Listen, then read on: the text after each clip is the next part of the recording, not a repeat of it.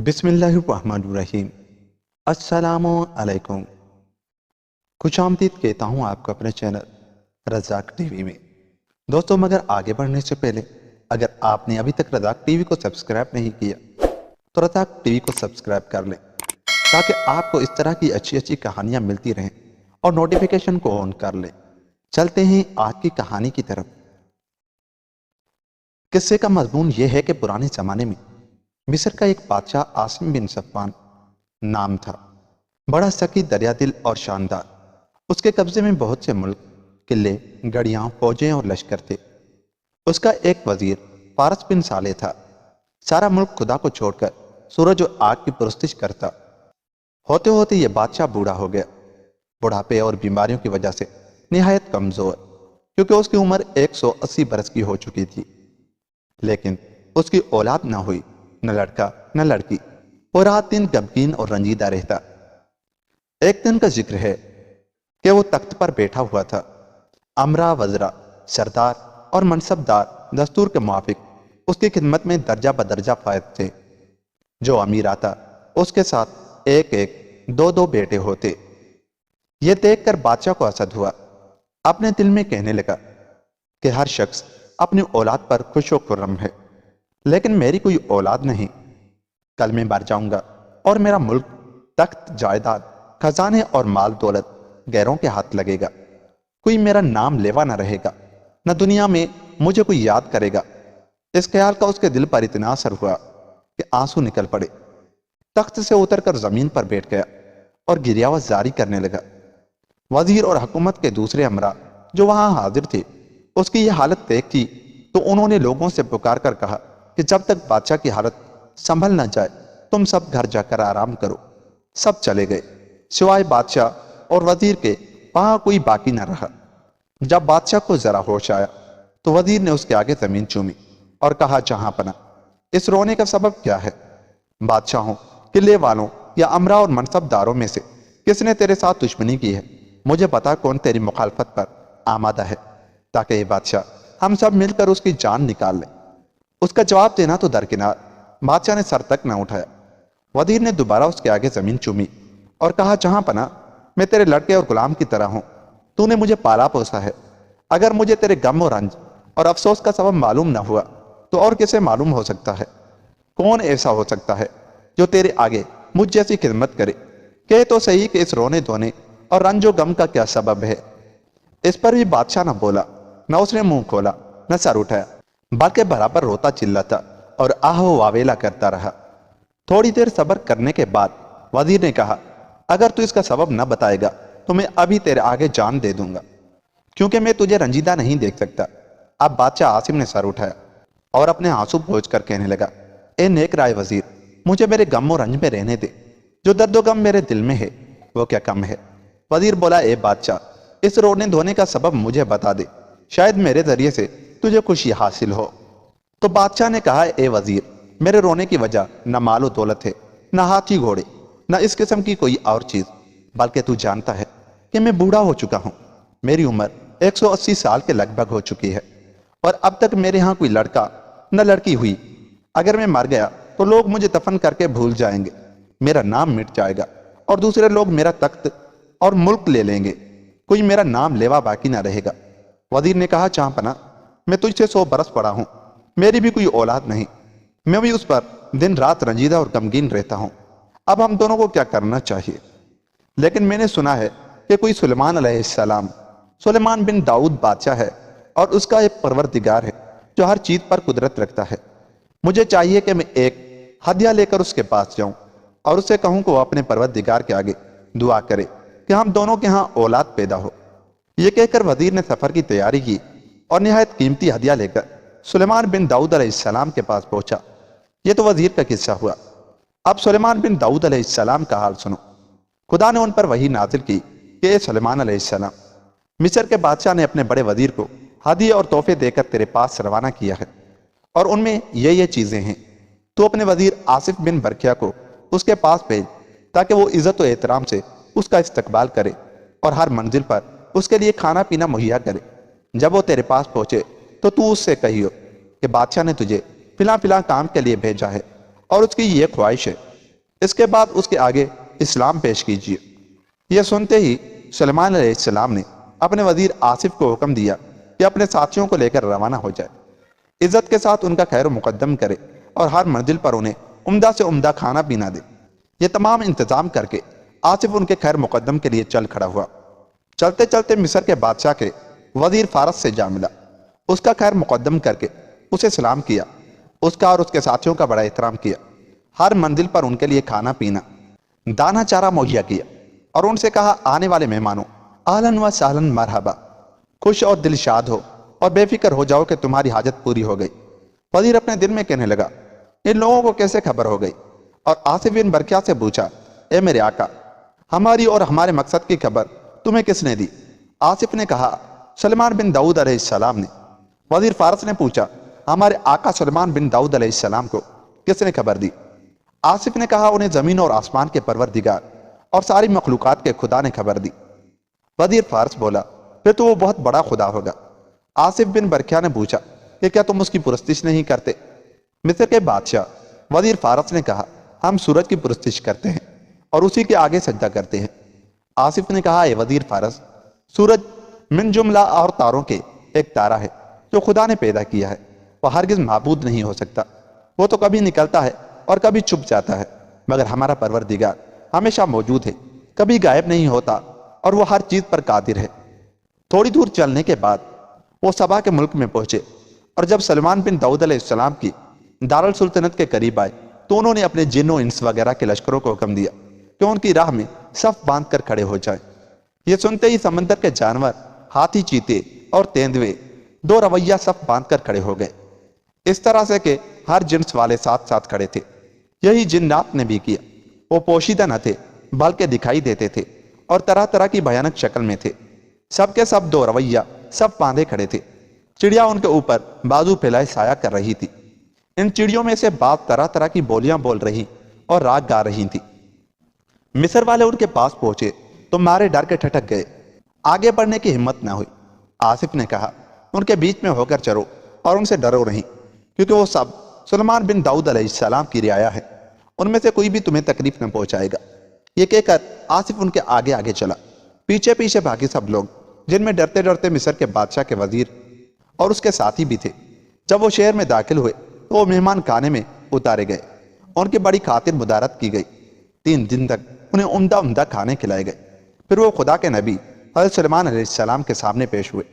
ان کے پاس پہنچے تو انہوں نے چاہا کہ سجدہ کرے، لیکن حضرت سلیمان بن داؤد علیہ السلام نے انہیں یہ کہہ کر روک دیا کہ کسی انسان کو سجدہ کرنا جائز نہیں، سوائے اس بزرگ خدا کے جس نے زمین و آسمان وغیرہ کو پیدا کیا ہے، اور کسی کو سجدہ جائز نہیں۔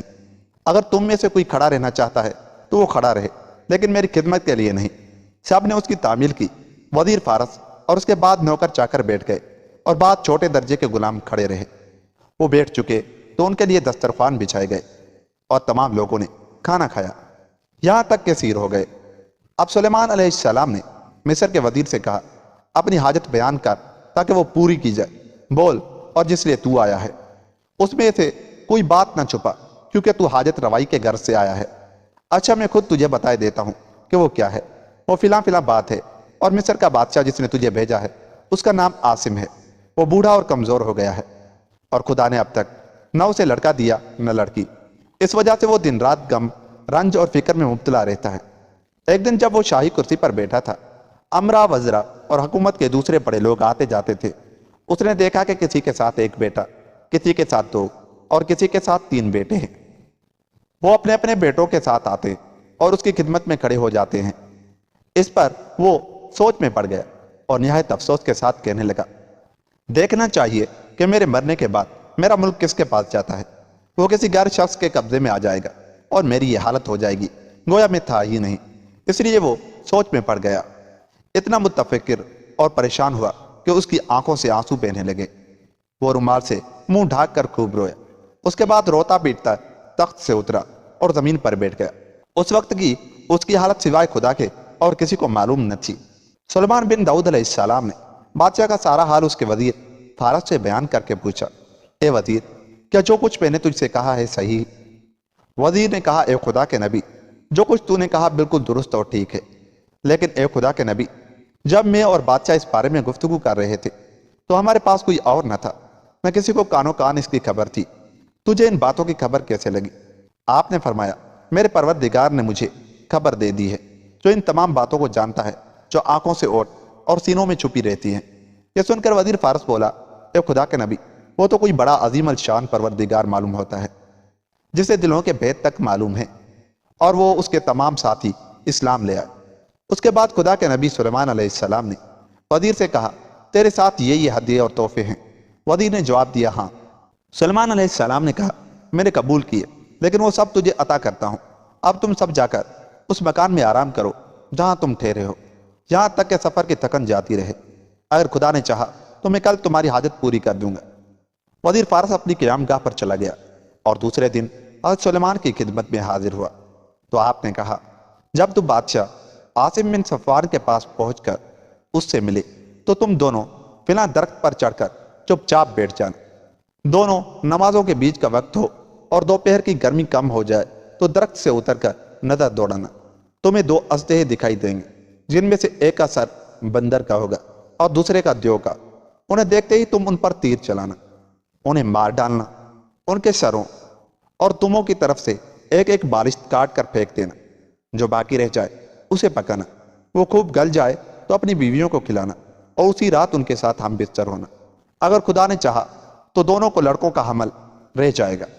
اس کے بعد حضرت سلیمان علیہ السلام نے ایک انگوٹھی، ایک تلوار اور ایک بگچہ منگوایا جس کے اندر دو قبائیں تھیں جن میں ہیرے ٹنکے ہوئے تھے، اور کہا، اے وزیر فارس، جب دونوں بیٹے بڑے ہو جائیں تو دونوں کو یہ ایک ایک قبا دینا۔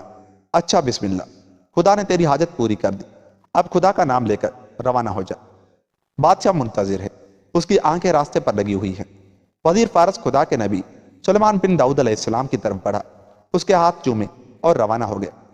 اس خوشی میں کہ حاجت پوری ہو گئی، دن اور رات برابر سفر کرتے کرتے مصر کے قریب پہنچا۔ وہاں سے اس نے اپنے ایک غلام کو آگے روانہ کیا کہ جا کر بادشاہ عاصم کو خبر دے۔ جب بادشاہ نے سنا وزیر آ گیا ہے اور اس کی حاجت پوری ہو گئی ہے تو اس کے مصاحب، درباری اور تمام لشکر پھولے نہ سمائے، خاص کر اس وجہ سے کہ وزیر صحیح و سلامت آ گیا۔ بادشاہ اور وزیر آمنے سامنے ہوئے تو وزیر نے گھوڑے سے اتر کر بادشاہ کے آگے زمین چومی اور اسے خوشخبری دی کہ اس کی تمنا نہایت عمدہ طرح سے پوری ہو گئی، اور اس کے سامنے اسلام پیش کیا۔ بادشاہ عاصم اسلام لے آیا اور وزیر فارس سے کہا، آج رات گھر جا کر آرام کر، ایک ہفتہ آرام کر لینے کے بعد حمام جائیو اور پھر میرے پاس آئیو تاکہ ہم سوچیں کہ اب ہمیں کیا کرنا چاہیے۔ وزیر نے زمین چومی اور وہ اس کے غلام اور نوکر چاکر چلے گئے۔ 8 دن تک سستانے کے بعد وزیر بادشاہ کے پاس آیا۔ جو کچھ اس کے اور حضرت سلیمان بن داؤد علیہ السلام کے درمیان پیش آیا تھا بیان کیا، اور بادشاہ سے کہا، اکیلا میرے ساتھ چل۔ جنگل میں پہنچ کر بادشاہ اور وزیر تیر کمان ہاتھوں میں لے کر درخت پر چڑھ گئے اور دوپہر ڈھلے تک چپ چاپ بیٹھے رہے۔ عصر کا وقت قریب ہوا تو نیچے اترے۔ انہوں نے دیکھا کہ 2 اژدہے اسی درخت کے نیچے سے نکلے۔ بادشاہ دیکھتے ہی ان پر ریجھ گیا۔ ان کی گردنوں میں سنہرے توق تھے، اور وزیر سے کہا، ان کی گردنوں میں تو سنہرے توق ہیں، واللہ یہ کیسے عجیب و غریب ہیں، چل انہیں پکڑ کر پنجرے میں رکھیں اور ان کا تماشا دیکھا کریں۔ وزیر نے کہا، انہیں خدا نے اس لیے پیدا کیا ہے کہ ان سے فائدہ پہنچے۔ ان میں سے ایک پر تو تیر چلا اور ایک پر میں، دونوں نے ان پر تیر چلائے۔ جب وہ مر گئے تو ایک ایک بالشت ان کی دم کی طرف سے اور ایک ایک بالشت سر کی طرف سے کاٹ کر پھینک دیا۔ باقی کو لے کر محل میں گئے۔ باورچی کو بلا کر وہ گوشت اسے دیا اور کہا، اس میں نمک مرچ اور مسالہ ملا کر خوب اچھی طرح پکا اور 2 پیالوں میں نکال کر فلاں وقت فلاں گھڑی یہاں لے آئیو، دیر نہ کیجیو۔ باورچی نے خوب مسالہ لگا کر اسے پکایا اور 2 پیالوں میں نکال کر بادشاہ اور وزیر کے پاس لے گیا۔ ایک پیالہ وزیر نے لیا، دوسرا بادشاہ نے، اور اپنی اپنی بیویوں کو کھلا کر اسی رات ان کے ساتھ ہوئے۔ خدا کا کرنا کہ دونوں اسی رات حاملہ ہو گئیں۔ 3 مہینے تک بادشاہ نے پریشانی کے ساتھ انتظار کیا، اپنے دل میں کہتا کہ دیکھنا چاہیے یہ بات صحیح ہے یا غلط۔ ایک روز اس کی بیوی بیٹھی ہوئی تھی کہ بچہ اس کے پیٹ میں کل بلایا اور اسے یقین ہو گیا کہ وہ حاملہ ہے۔ جب اسے درد معلوم ہونے لگا اور اس کا رنگ بدل گیا تو اس نے اپنے ایک غلام کو بلایا جو سب سے بڑا تھا۔ اس سے کہا، جہاں کہیں بادشاہ ہو اس کے پاس جا کر کہے، جہاں پناہ میں تجھے خوشخبری دیتا ہوں کہ ہماری آقا کا حمل ظاہر ہو گیا اور بچہ اس کے پیٹ میں کل بلانے لگا۔ غلام خوش خوش اور تیزی کے ساتھ دوڑا۔ اس نے دیکھا کہ بادشاہ اکیلا بیٹھا ہے، اپنے چہرے کو ہاتھ کی ٹیکی دیے کچھ سوچ رہا ہے۔ غلام نے سامنے آ کر زمین کو بوسہ دیا اور کہا، جہاں پناہ، ملکہ کو حمل رہ گیا ہے۔ غلام سے یہ سنتے ہی بادشاہ اٹھ کھڑا ہوا اور مارے خوشی کے غلام کا ہاتھ اور سر چومنے لگا۔ اپنے تمام کپڑے اتار کر اسے دے دیے اور حاضرین سے کہا کہ تم میں سے جو کوئی مجھ سے محبت رکھتا ہو وہ اسے انعام دے۔ اور انہوں نے اسے اس قدر مال و دولت، جواہرات، یاقوت، گھوڑے کھچر اور باغ دیے جو گنتی سے باہر ہیں۔ اسی وقت وزیر بھی بادشاہ کے پاس پہنچا۔ اس نے کہا، جہاں پناہ، میں ابھی گھر میں اکیلا بیٹھا حمل کے بارے میں سوچ رہا اور دل میں کہہ رہا تھا کہ دیکھنا چاہیے، یہ صحیح بھی ہے کہ خاتون حاملہ ہو جائے گی۔ اتنے میں میرے غلام نے آ کر خوشخبری دی کہ خاتون حاملہ ہے، بچہ اس کے پیٹ میں کلبلا رہا ہے اور اس کا رنگ بدل گیا ہے۔ میں نے مارے خوشی کے اپنے تمام کپڑے اور 1000 دینار دے کر اسے غلاموں کا سردار بنا دیا۔ یہ سن کر بادشاہ عاصم نے کہا، اے وزیر، خدا نے ہم دونوں پر اپنے فضل و احسان، سخاوت، بخشش سے اور سچے دین کے دوفیل بڑی مہربانی کی، اپنے کرم و بزرگی سے انعام و اکرام کیا اور ہمیں اندھیرے سے نکال کر اجالے میں لایا۔ میں چاہتا ہوں کہ لوگوں پر مہربانی کر کے انہیں خوش کر دوں۔ وزیر بولا، جو تیرا جی چاہے کر۔ بادشاہ نے کہا، اے وزیر، ابھی جا تمام مجرموں اور قرض داروں کو قید خانے سے رہا کر دے، اور اس کے بعد جو کوئی جرم کرے گا ہم اسے مناسب طریقے سے معاف کر دیں گے۔ علاوہ ازیں ہم 3 سال تک لگان نہیں دیں گے۔ تو شہر پناہ کے ارد گرد لنگر کھانے کھول دے، باورچیوں کو حکم دے کہ طرح طرح کے کھانوں کی دیگیں چڑھائے رکھے، ہر قسم کا کھانا رات دن پکاتے رہیں۔ شہر اور گرد و نواح والے، خواہ دور کے ہوں یا نزدیک کے، کھائیں پئیں اور اپنے گھروں کو لے جائیں۔ اور یہ بھی حکم دے دے کہ 7 دن تک وہ شہر کو سجائے رکھے، خوشیاں منائیں اور اپنی دکانیں نہ دن میں بند کریں نہ رات میں۔ وزیر فوراً اٹھ کر باہر گیا اور جو کچھ بادشاہ نے کہا تھا بجا لایا۔ لوگوں نے شہر، قلعے اور برجوں کو بہترین طریقے سے سجایا، عمدہ عمدہ کپڑے پہنے، ہر روز کھانے پینے، کھیل کود اور تفریح میں مشغول ہو گئے، یہاں تک کہ ملکہ کے حمل کے دن پورے ہو گئے اور بچہ پیدا ہوا۔ بادشاہ عاصم نے حکم دیا کہ شہر کے تمام عالم، ادیب، منجم، فاضل اور منشی حاضر ہوں۔ وہ حاضر ہو کر اس بات کا انتظار کرنے لگے کہ طاق میں کوڑی پھینکی جائے۔ یہ اس بات کی طرف اشارہ تھا کہ نجومیوں اور دائیوں کو معلوم ہو جائے کہ بچہ پیدا ہو گیا۔ لوگ اسی انتظار میں تھے کہ ملکہ کے ہاں لڑکا پیدا ہوا جو چاند جیسا تھا۔ نجومی اس کا ذائچہ کھینچنے، تالے اور پیدائش کا وقت دیکھنے، جنم پترا بنانے میں لگ گئے۔ پھر سب نے اٹھ کر بادشاہ کے آگے زمین چومی، انعام مانگا اور اسے خوشخبری دی کہ بچہ مبارک ہے اور اس کا تالے نیک ہے، لیکن لڑکپن میں اس پر ایک حادثہ گزرے گا جسے ہم کہتے ڈرتے ہیں۔ بادشاہ بولا، کہو۔ بالکل نہ ڈرو۔ انہوں نے کہا، اے بادشاہ، یہ بچہ اس ملک سے نکل کر پردیس جائے گا اور سمندر میں ڈوبے گا۔ اسے تکلیف، قید اور پریشانیوں کا سامنا ہوگا، بہت سی مصیبتیں جھیلنی پڑیں گی۔ اس کے بعد اسے ان چیزوں سے چھٹکارا ملے گا، اس کا مقصد حاصل ہوگا اور باقی عمر نہایت عیش و آرام سے گزرے گی۔ وہ اپنی رعایا اور ملکوں پر حکمرانی کرے گا اور دنیا پر اس طرح حکومت کرے گا کہ اس کے دشمن اور حاسد جلیں گے۔ نجومی کی باتیں سن کر بادشاہ نے کہا، یہ غیب کی باتیں ہیں، اور جو اچھی بری بات خدا اپنے بندے کے مقدر میں لکھ دیتا ہے اسے پورا کر کے چھوڑتا ہے۔ ممکن ہے اسے کوئی تکلیف بھی پہنچے، اور عجب نہیں کہ آج سے اس وقت تک اسے ہزاروں خوشیاں نصیب ہوں۔ بہرحال بادشاہ نے ان کی باتوں کی طرف کوئی خاص توجہ نہیں کی، انہیں اور تمام حاضرین کو خلت دے کر رخصت کر دیا۔ اتنے میں وزیر فارس بادشاہ کی خدمت میں خوش خوش آیا اور اس کے آگے زمین چوم کر کہنے لگا، اے بادشاہ، خوش ہو، میری بیوی کے ہاں ابھی لڑکا پیدا ہوا ہے جو چاند کے ٹکڑے کی طرح ہے۔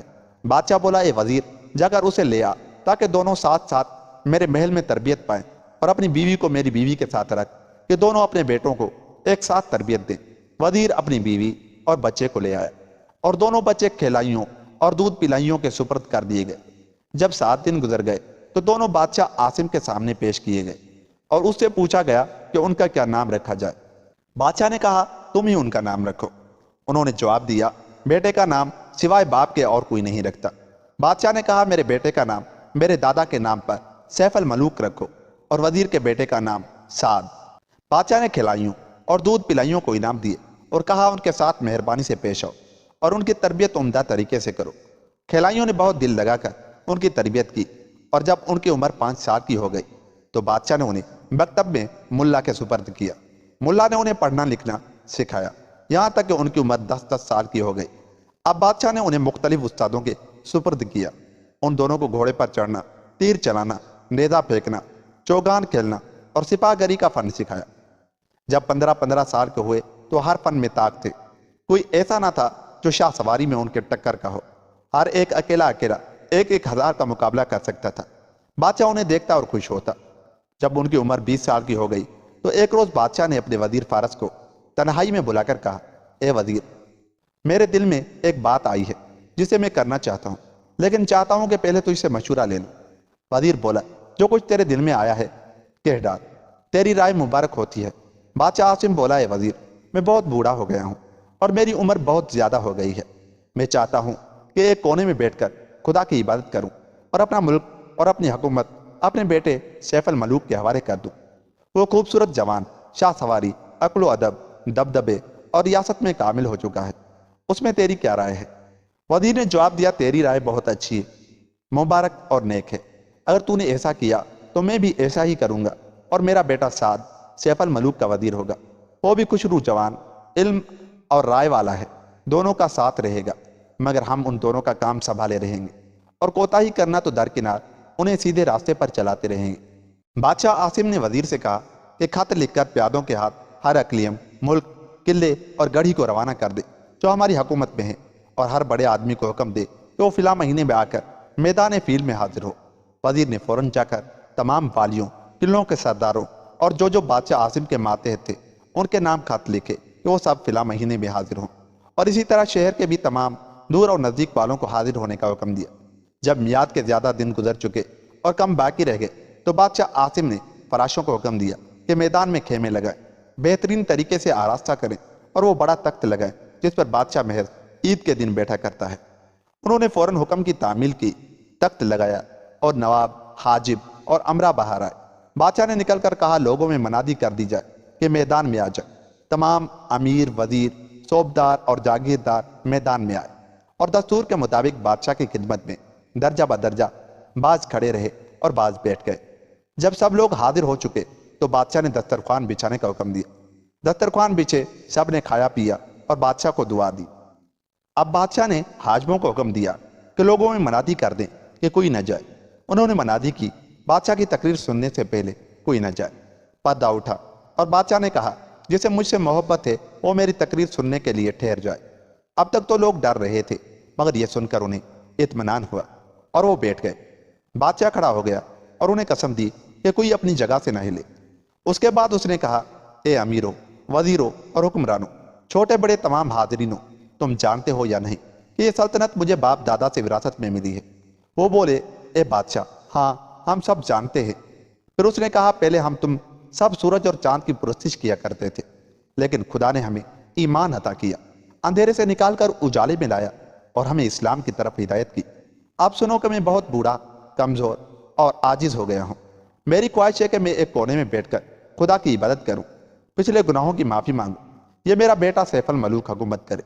تمہیں معلوم ہے کہ وہ خوبصورت جوان، فصیح، تجربہ کار، عاقل، فاضل اور عادل ہے۔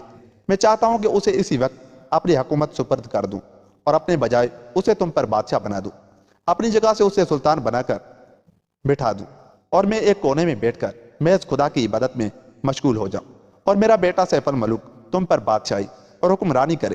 تم سب کی متفقہ رائے کیا ہے؟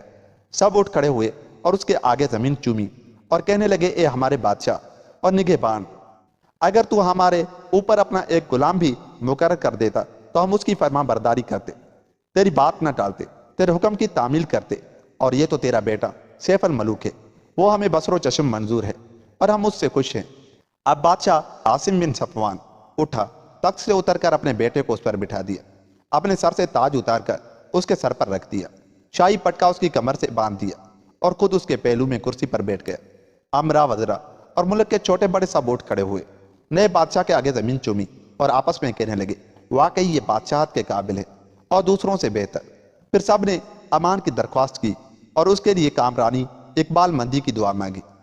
سیف الملوک نے سونا چاندی نچھور کیا، خلعت عطا کیے اور انعام و اکرام دیا۔ اس کی تھوڑی دیر بعد وزیر فارس اٹھا اور زمین چوم کر کہنے لگا، اے امرا اور حکومت کے بڑے بزرگوں، تمہیں معلوم ہے کہ میں وزیر ہوں اور میری وزارت بہت پرانی ہے۔ بادشاہ عاصم بن صفوان کے بادشاہ ہونے سے پہلے کی۔ وہ اس وقت بادشاہ سے کنارہ کش ہو گیا ہے اور اس نے اپنی جگہ اپنے بیٹے کو بادشاہ بنا دیا ہے۔ سب نے کہا ہاں ہم جانتے ہیں کہ تیری وزارت باپ دادا سے چلی آتی ہے۔ وزیر بولا اب میں بھی اس سے دستبردار ہوتا ہوں اور اسے اپنے بیٹے سعد کے سپرد کرتا ہوں کیونکہ وہ عاقل سمجھدار اور تجربہ کار ہے۔ تم کیا کہتے ہو؟ انہوں نے جواب دیا بادشاہ سیف الملوک کی وزارت کے قابل سوائے سعد کے اور کوئی نہیں ہو سکتا۔ دونوں ایک دوسرے کا جوڑ ہیں۔ اب وزیر فارس نے اٹھ کر اپنی وزارت کی پگڑی اتاری اور اپنے بیٹے سعد کے سر پر رکھ دی اور وزارت کا قلمدان بھی اس کے حوالے کیا۔ حاجی پر امرا کہنے لگے وہ واقعی وزارت کا مستحق ہے۔ بادشاہ عاصم اور وزیر فارس نے اس کے بعد خزانے کھول دیے۔ والیوں، امرا، وزراء اور بڑے چھوٹے لوگوں کو عمدہ عمدہ خلعت عطا کیے، انعام و اکرام دیے اور ان کے لیے نئے وظیفے اور حکم نامے لکھ دیے جن پر سیف الملوک اور وزیر فارس کے بیٹے وزیر سعد کی مہریں تھیں۔ جو اس تقریب میں آئے تھے ہفتہ بار ٹھہرنے کے بعد اپنے اپنے وطن اور گھروں کو روانہ ہو گئے۔ تاج پوشی سے فارغ ہو کر بادشاہ عاصم اپنے بیٹے سیف الملوک اور وزیر زادے سعد کو لے کر شہر میں داخل ہوا اور محل میں پہنچ کر خزانچی کو بلوایا۔ اسے حکم دیا کہ انگوٹھی، تلوار، بگچا اور مہر حاضر کر۔ پھر اپنے بیٹے اور وزیر زادے سے بولا اے میرے بیٹو، آؤ ان میں سے اپنے لیے پسند کر کے لے لو۔ پہلے سیف الملوک نے ہاتھ بڑھایا، بگچا اور انگوٹھی لے لی۔ پھر سعد نے ہاتھ بڑھا کر تلوار اور مہر اٹھا لی۔ اس کے بعد دونوں بادشاہ کا ہاتھ چوم کر اپنے اپنے مکان چلے گئے۔ جب سیف الملوک نے بگچا لیا ہے تو اسے کھول کر نہیں دیکھا کہ اس میں کیا ہے، بلکہ اسے اس تخت پر رکھ دیا جس پر وہ اور اس کا وزیر سعد رات کو سویا کرتے تھے۔ یہ ان کا دستور تھا کہ رات کو دونوں ساتھ سوتے۔ چنانچہ آج بھی دونوں پہلو با پہلو سو گئے۔ شمعیں ان کے پاس جلتی رہیں۔ آدھی رات کو جو سیف الملوک کی آنکھ کھلی اور بگچے کو سراہنے دیکھا تو اپنے دل میں کہنے لگا نامعلوم اس بگچے میں جو بادشاہ نے مجھے تحفے میں دیا ہے کیا ہے۔ وہ اس بگچے اور موم بتی کو لے کر تخت سے اترا اور سعد کو سوتا چھوڑ کر کوٹھڑی میں گیا۔ وہاں جا کر بگچہ کھولا، دیکھا کہ اس پہ جنوں کی بنی ہوئی ایک کعبہ ہے۔ کعبہ کو الٹا پلٹا تو اس کے استر پر پیٹھ کی طرف سونے سے کڑی ہوئی ایک لڑکی کی تصویر تھی۔ تصویر کو دیکھتے ہی اس کے ہوش جاتے رہے۔ عشق کا جن اس پر سوار ہو گیا، گچ کھا کر زمین پر گر پڑا۔ ہوش آیا تو رونے پیٹنے اور تصویر کو بوسے دینے لگا۔ اتنا رویا پیٹا کہ وزیر سعد اٹھ بیٹھا، ادھر ادھر ٹٹولنے لگا۔ دیکھا کہ سیف الملوک وہاں نہیں ہے اور صرف ایک موم بتی پاس جل رہی ہے۔ حیران کہ سیف الملوک کہاں چلا گیا، اس نے موم بتی لے کر سارے محل میں چکر لگایا اور ڈھونڈتے ڈھونڈتے اس کوٹھڑی میں پہنچ گیا جہاں سیف الملوک تھا۔ دیکھا کہ وہ رو رہا ہے اور آہیں بھر رہا ہے۔ اس نے کہا بھائی اس رونے کی وجہ کیا ہے؟ تجھ پر کیا بات گزری؟ کہ تو صحیح، منہ سے کچھ تو بول۔ سیف الملوک نے اسے نہ کوئی جواب دیا نہ سر اٹھایا، بلکہ روتا، آہیں بھرتا اور سینہ پیٹتا رہا۔ سعد اس کی یہ حالت دیکھ کر بولا میں تیرا وزیر بھی ہوں اور بھائی بھی، میری اور تیری تربیت ایک ساتھ ہوئی ہے۔ اگر تو اپنی باتیں مجھ سے نہ کہے گا اور اپنے رات مجھ پر ظاہر نہ کرے گا تو پھر انہیں کس پر ظاہر کرے گا؟ سعد دیر تک خوشامد کرتا اور زمین چومتا رہا، لیکن سیف الملوک اس کی طرف بالکل متوجہ نہ ہوا، اس سے بات تک نہ کی، بلکہ برابر روتا دھوتا رہا۔ جب سعد کو سیف الملوک کی حالت دیکھ کر ڈر لگنے لگا اور پوچھتے پوچھتے تھک گیا تو وہاں سے باہر آیا اور تلوار لے کر اس کوٹھڑی میں گیا جہاں سیف الملوک تھا اور اس کی نوک اپنے سینے پر رکھ کر کہا اے میرے بھائی ہوشیار ہو جا، اگر تو نے اپنا ماجرا بیان نہ کیا تو میں جان دے دوں گا، میں تجھے اس حالت میں نہیں دیکھ سکتا۔ سیف الملوک نے اپنا سر اٹھایا اور اپنے وزیر سعد کی طرف دیکھ کر کہا بھائی مجھے شرم آتی ہے کہ میں اپنا ماجرا تجھ سے کہوں۔ سعد بولا میں تجھے خدا کا واسطہ دیتا ہوں جو پروردگار ہے، غلاموں کو آزاد کرنے والا، سبوں کا پیدا کرنے والا، یکتا، مہربان، کریم اور بخشش کرنے والا ہے، کہ تو اپنا ماجرا بیان کر، مجھ سے شرما نہیں، میں تیرا وزیر غلام اور تمام باتوں میں تیرا مشیر ہوں۔ سیف الملوک نے کہا آ اور اس تصویر کو دیکھ۔ سعد اس تصویر کو دیر تک دیکھتا رہا۔ اس کے اوپر پروئے ہوئے موتیوں سے لکھا تھا کہ یہ تصویر بدیع الجمال کی ہے، جو مسلمان جن بادشاہ شماخ بن شاروخ کی بیٹی ہے۔ یہ جنات بابل شہر میں آ کر اترے ہیں اور ارم بن عاد اکبر کے باغ میں رہتے ہیں۔ جب وزیر سعد نے کعبہ پر بدیع الجمال کی تصویر دیکھی تو اس نے سیف الملوک سے کہا بھائی تجھے معلوم ہے یہ کس عورت کی تصویر ہے تاکہ ہم اسے تلاش کریں؟ سیف الملوک بولا بھائی خدا کی قسم میں نہیں جانتا کہ یہ کس کی تصویر ہے۔ سعد نے کہا لے اسے پڑھ۔ سیف الملوک نے بڑھ کر جو تاج پہ لکھا ہوا پڑھا تو اس کے دل سے ایک ٹھنڈا سانس نکلا اور وہ آہیں بھرنے لگا۔ سعد نے کہا بھائی اگر تصویر والی دنیا میں موجود ہے اور اس کا نام بدیع الجمال ہے تو میں فوراً اس کی تلاش میں جاتا ہوں تاکہ تیری مراد بھر آئے۔ مگر بھائی خدا کے لیے یہ رونا دھونا چھوڑ دے، اور صبح کو جب درباری لوگ تیری خدمت میں آئے تو تاجروں، درویشوں، سیاحوں اور پردیسیوں کو بلا کر اس شہر کے متعلق دریافت کیجیے۔ ممکن ہے کہ خدا کی رحمت اور مدد سے ہمیں اس شہر اور ارم کے باغ کا پتہ لگ جائے۔ جب سویرا ہوا تو سیف الملوک اٹھا اور قبا کو لپیٹے تخت پر جا بیٹھا، کیونکہ بغیر اس کے نہ اٹھتا تھا نہ بیٹھتا، نہ اسے نیند آتی تھی۔ امرا، وزرا، لشکری اور رؤسا دربار میں حاضر ہوئے تو سیف الملوک نے اپنے وزیر سعد سے کہا، جا ان سے کہہ دے کہ بادشاہ آج پریشان حال ہے، وہ بیمار ہے، رات بھر اسے نیند نہیں آئی ہے۔ جو کچھ بادشاہ نے کہا تھا وہ وزیر سعد نے لوگوں سے کہہ دیا۔ اتنے میں بادشاہ عاصم کو یہ خبر پہنچی، وہ اپنے بیٹے کو حال پر افسوس کرنے لگا۔ حکیموں اور نجومیوں کو بلایا اور انہیں لے کر اپنے بیٹے کے پاس گیا۔ حکیموں نے اسے دیکھ کر دوا کا نسخہ لکھ دیا، لیکن جب وہ 3 مہینے تک برابر بیمار رہا تو بادشاہ عاصم نے غصے میں آ کر حکیموں سے کہا، مردودو کتو، کیا تم میں سے کوئی بھی میرے بیٹے کا علاج نہیں کر سکتا؟ اور تم نے فوراً اس کا علاج نہ کیا تو میں تم سب کی گردنیں اڑا دوں گا۔ بڑے حکیم نے جواب دیا، جہاں پناہ، ہمیں معلوم ہے کہ یہ تیرا بیٹا ہے، اور تو جانتا ہے کہ ہم غریبوں کے علاج میں بھی سستی نہیں کرتے، پھر تیرے بیٹے کے علاج میں کیوں کر غفلت کر سکتے ہیں؟ اصل میں تیرا بیٹا ایک سخت بیماری میں مبتلا ہے، اگر تو اسے جاننا چاہتا ہے تو ہم تجھ سے بیان کر سکتے ہیں۔ بادشاہ عاصم نے پوچھا، تمہیں میرے بیٹے میں کون سا مرض معلوم ہوتا ہے؟ بڑا حکیم بولا، جہاں پناہ، تیرا بیٹا عاشق ہے، اور ایسے شخص پر عاشق جس کا ملنا ناممکن ہے۔ بادشاہ نے ناراض ہو کر کہا، تمہیں کہاں سے معلوم ہوا کہ میرا بیٹا عاشق ہے، اور عشق آخر آیا کہاں سے؟ انہوں نے جواب دیا، اس کے دودھ شریک بھائی وزیر سعد سے پوچھ، وہ اس کی حالت سے واقف ہے۔ یہ سن کر بادشاہ عاصم اٹھا اور تنہائی میں سعد کو بلا کر اس سے کہا کہ اپنے بھائی کی بیماری کا حال سچ سچ کہہ دے۔ اس نے جواب دیا، مجھے اس کا حال معلوم نہیں۔ بادشاہ نے جلاد سے کہا کہ سعد کو پکڑ اور آنکھیں باندھ کر اس کی گردن اڑا دے۔ سعد اپنی جان کے خوف سے کہنے لگا، جہاں پناہ، مجھے پناہ دے۔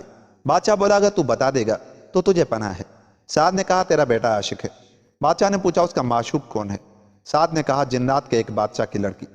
اس نے اس کی تصویر اس قبا پر دیکھی ہے جو اس کے بچے میں تھی، جو خدا کے نبی حضرت سلیمان علیہ السلام نے تمہیں بطور ہدیے کے بھیجی ہے۔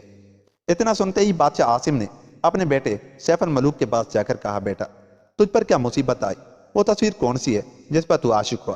اور یہ باتیں تو نے مجھ سے کہیں کیوں نہیں؟ سیف الملوک نے کہا، ابا جان، مجھے تیرے آگے شرم آتی تھی، اس لیے میں نے تجھ سے اس کا ذکر نہیں کیا۔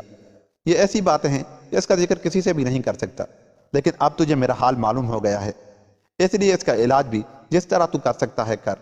باپ بولا، آخر کیا تدبیر ہو سکتی ہے؟ اگر وہ کسی انسان کی بیٹی ہوتی تو ہم اس تک پہنچتے بھی تدبیر کر سکتے تھے۔ وہ تو جنات کی بیٹی ہے، اور سوائے حضرت سلیمان بن داؤد علیہ السلام کے کسی کی رسائی وہاں تک ہو سکتی ہی نہیں۔ لیکن بیٹا اٹھ کھڑا ہو، دل مضبوط کر اور سوار ہو کر سیر و شکار کے لیے جا، میدان میں کھیل کود، کھانے پینے میں لگ جا اور دل سے رنج و غم نکال دے۔ میں تو تیرے لیے 100 شہزادیاں ناموجود کروں گا۔ جنات کی بیٹیوں کی تجھے کیا پرواہ؟ نہ تو ہمارا زور ان پر چلتا ہے، نہ وہ ہماری جنس میں سے ہے۔ اس نے جواب دیا، نہ تو میں اس سے دستکش ہو سکتا ہوں، نہ کسی اور کی مجھے خواہش ہے۔ بادشاہ نے کہا، بیٹا تو پھر کیا ہو؟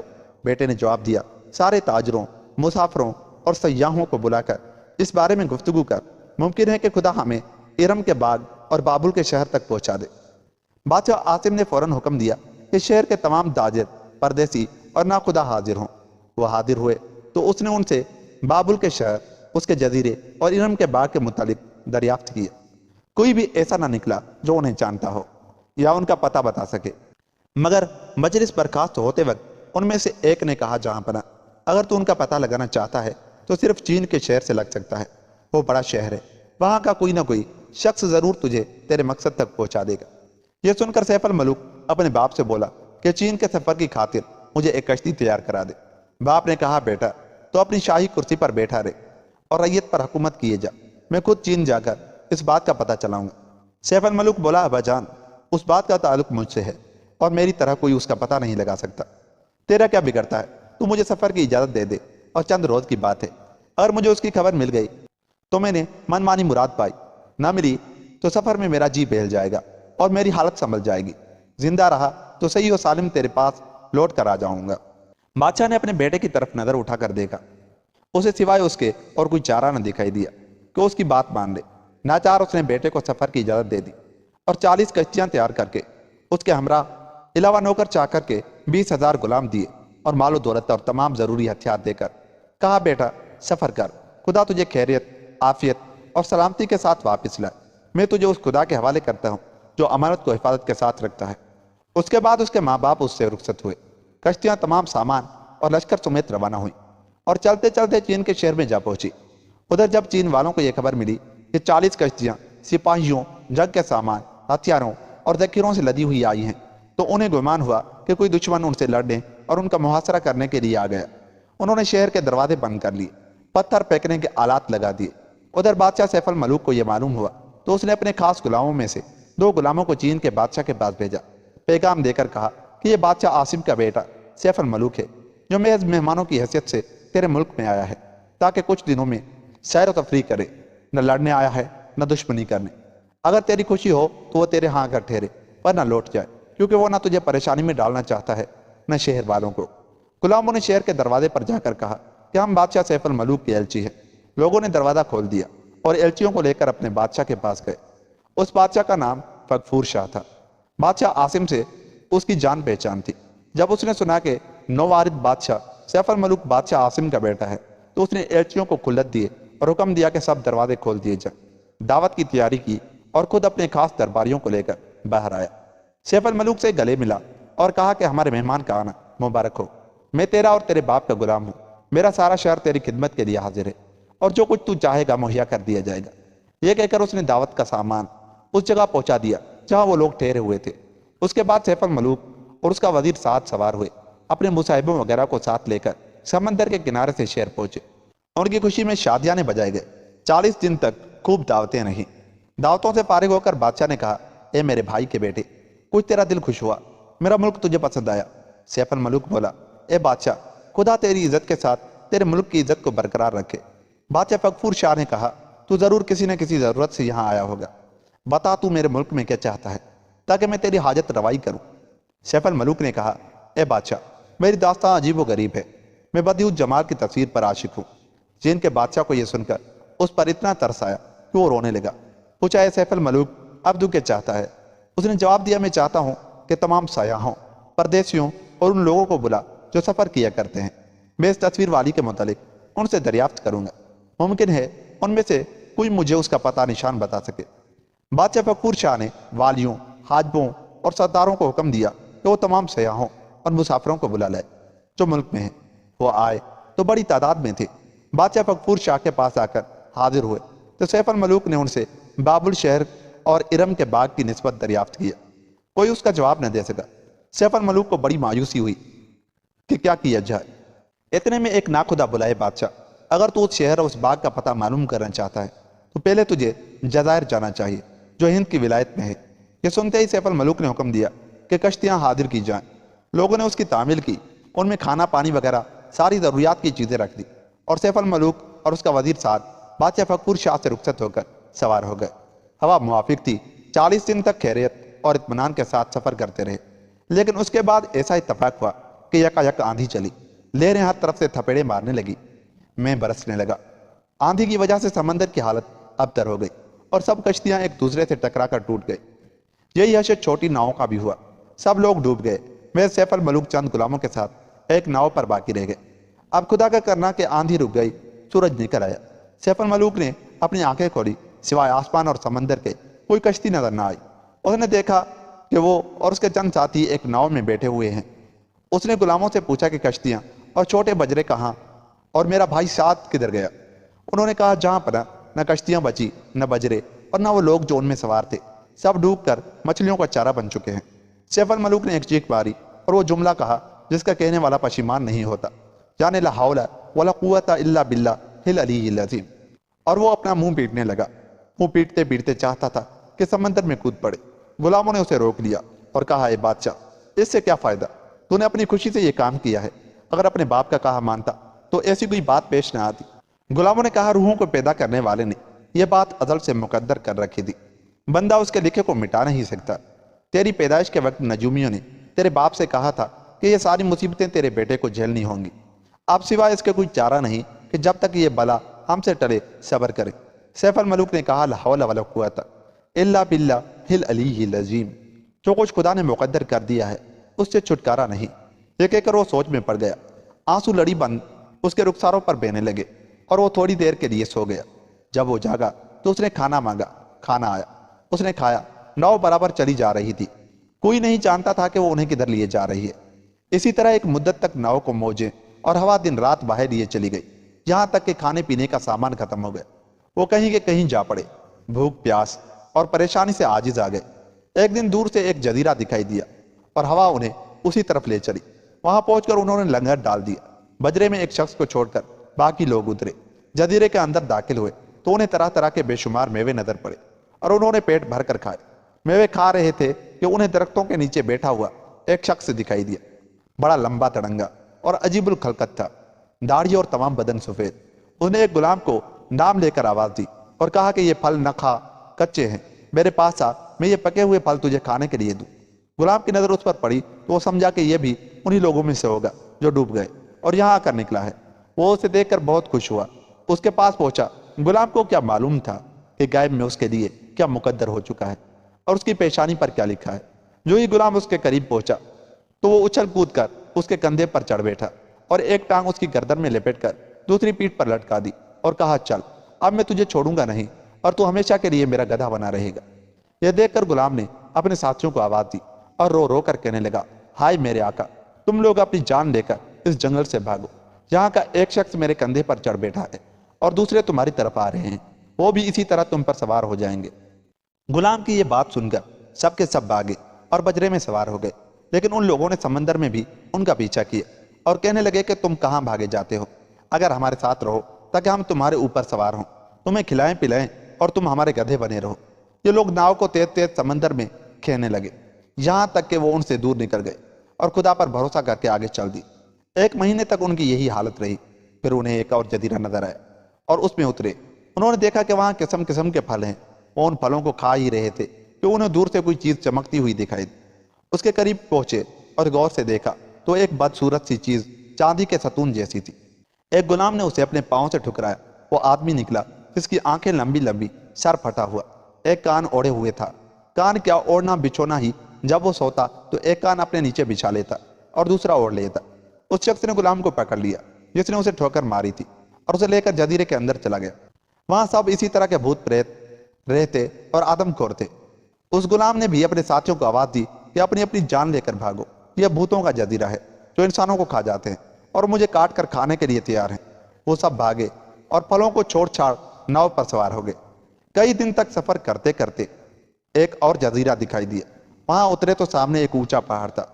उसके ऊपर चढ़े तो उन्हें एक गंजान जंगल नजर आया।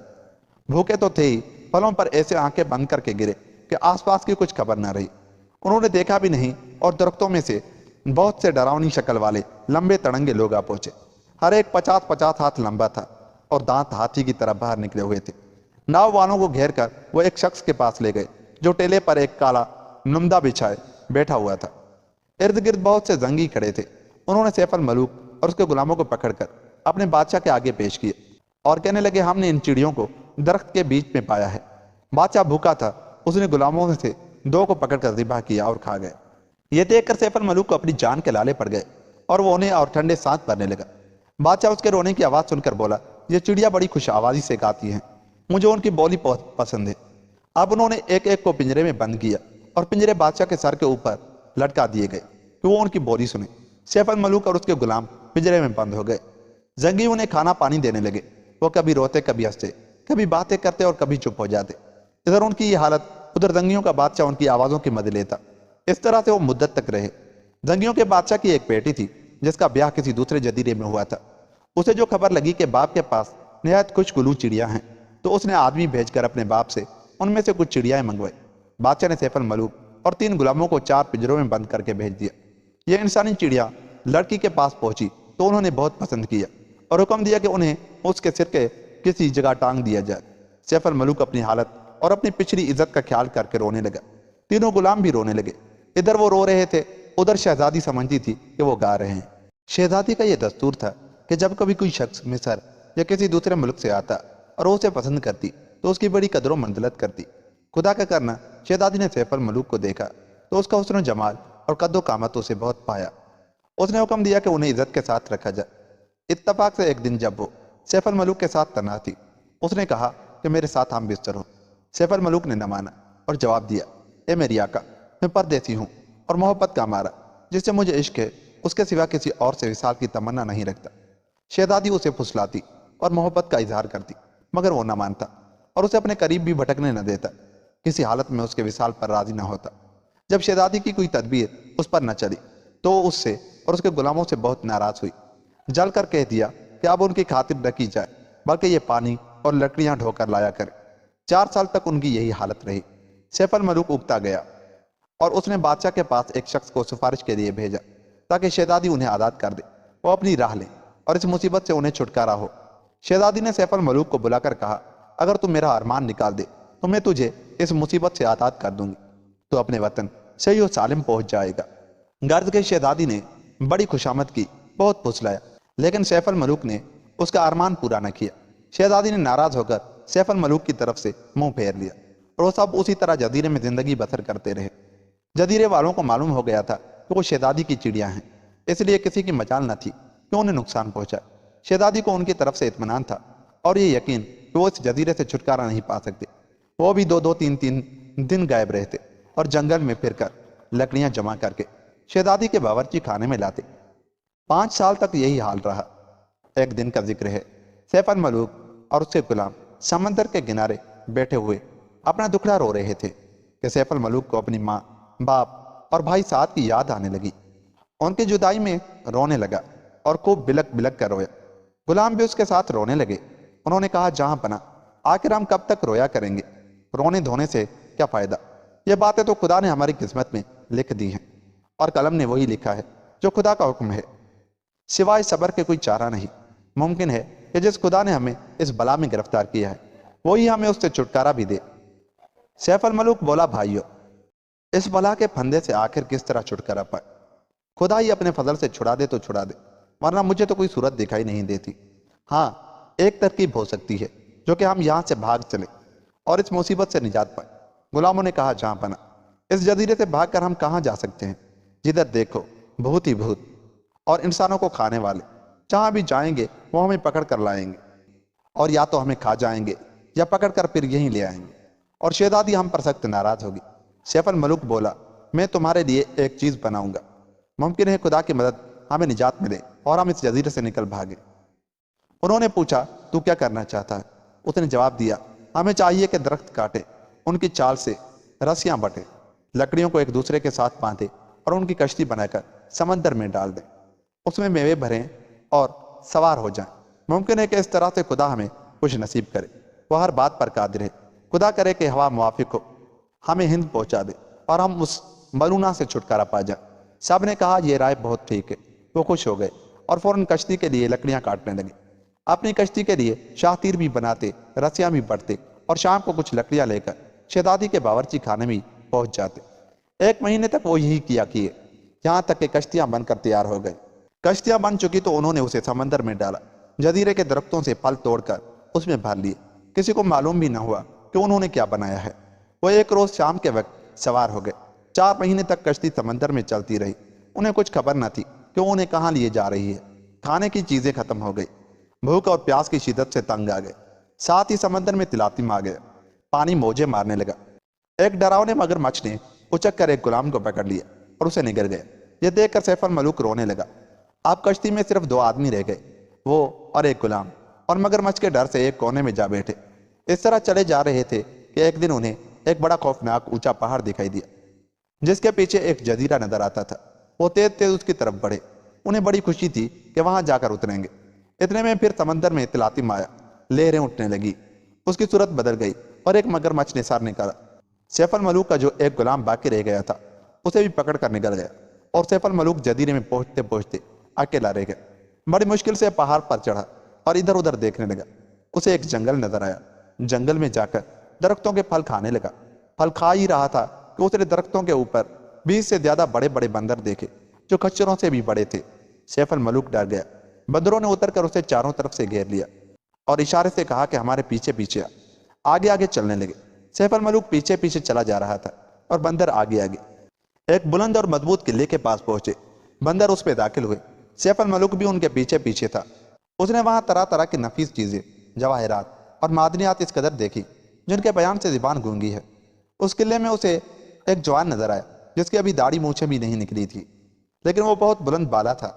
सैफ अल मलूक उससे मानूस हो गया, क्योंकि सिवाय उस जवान के सारे किले में कोई इंसान न था।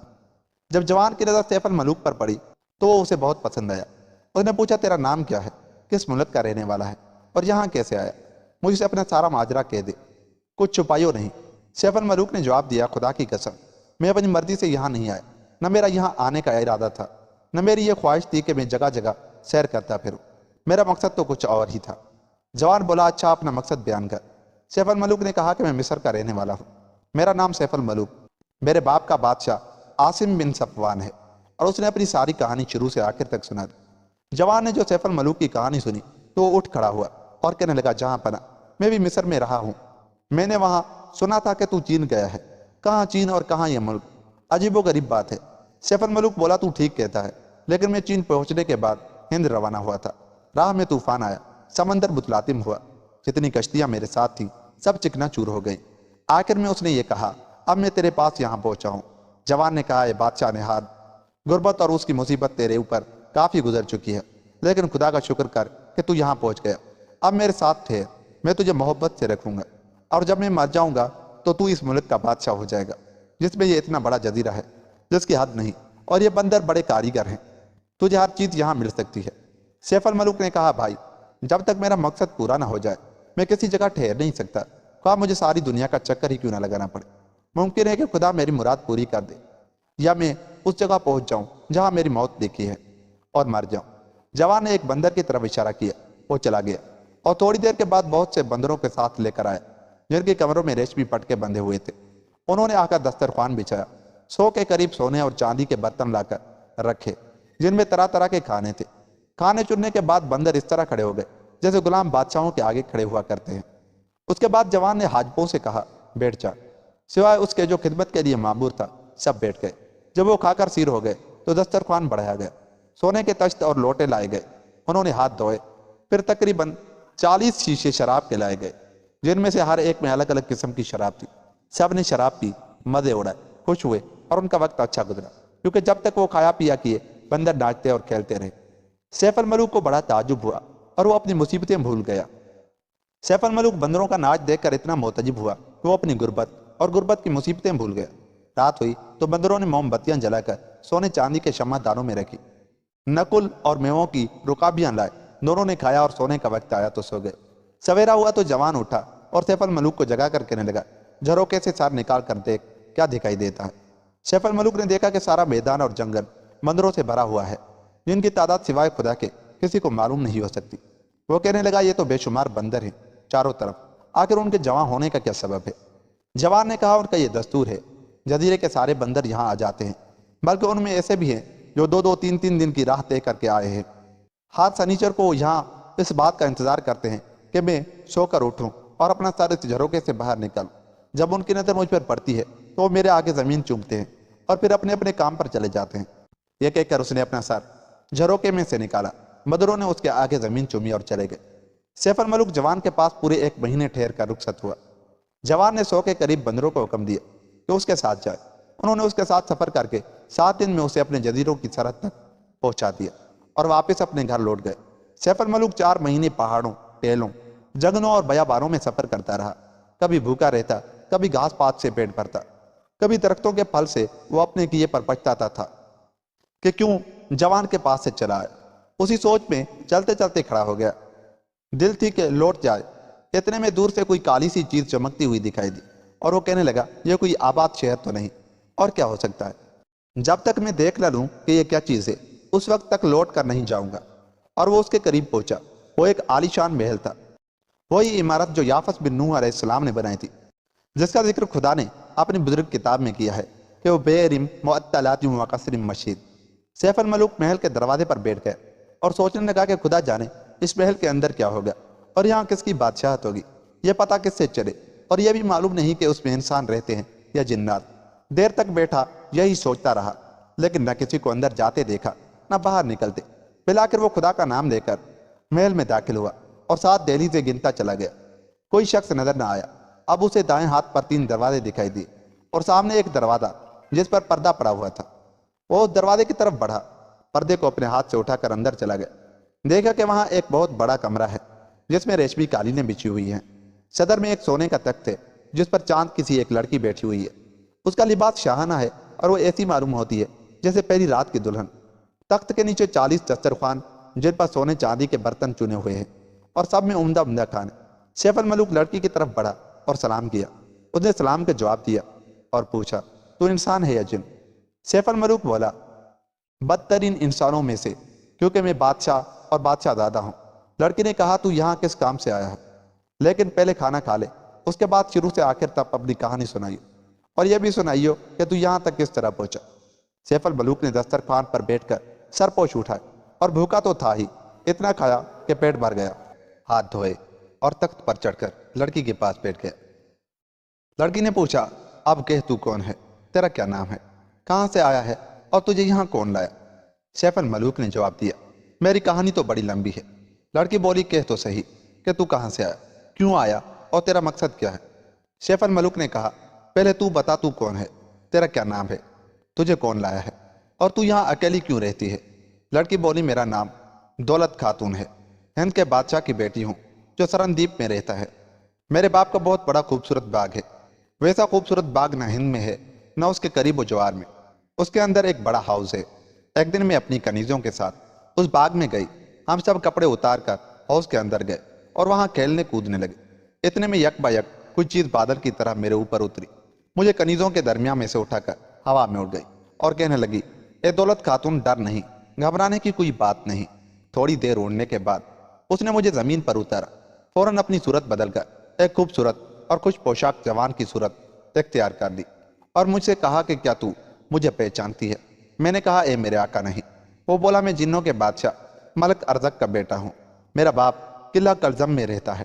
اس کے حکم میں 6 لاکھ جن ہیں جو ہوا میں بھی اڑ سکتے ہیں اور زمین کے اندر بھی گھس سکتے ہیں۔ آج اتفاق سے میں ادھر گزر رہا تھا کہ میری نظر تجھ پر پڑی۔ میں عاشق ہو گیا، اتر کر تجھے تیری کنیزوں کے درمیان سے اٹھا کر اس مضبوط قلعے میں لے آیا۔ یہی میرا گھر ہے اور میں یہیں رہتا ہوں، یہاں تک کہ کسی کی پہنچ نہیں، نہ جنوں کی نہ انسانوں کی، اور ہند سے یہاں تک تو 120 برس کا راستہ ہے۔ یقین کر کے اب تو اپنے ماں باپ کا وطن کبھی دیکھ نہیں سکتی، لہذا اطمینان سے میرے پاس اس جگہ رہے، جو کچھ تو چاہے گی میں لا کر تیرے لیے حاضر کر دوں گا۔ یہ کہہ کر اس نے مجھے گلے لگایا اور میرا منہ چوما اور مجھ سے کہا کہ کسی بات کا خوف نہ کر، اور اتنا کہنے کے بعد وہ میرے پاس سے چلتا بنا۔ تھوڑی دیر کے بعد یہ دسترخوان، فرش اور قالینیں لے کر آیا۔ اب وہ ہر منگل کو میرے پاس آتا ہے، 3 روز ٹھہرتا ہے اور چوتھے روز عصر کے وقت تک ٹھہر کر چلا جاتا ہے۔ منگل تک غائب رہتا ہے اور پھر اسی طرح آتا ہے۔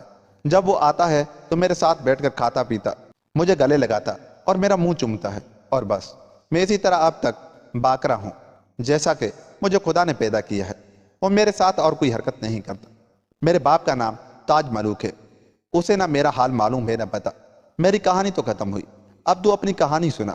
سیف الملوک بولا، میری کہانی بڑی طویل ہے۔ میں ڈرتا ہوں کہ اگر میں نے اسے بیان کیا تو بڑی دیر لگے گی اور جن آ جائے گا۔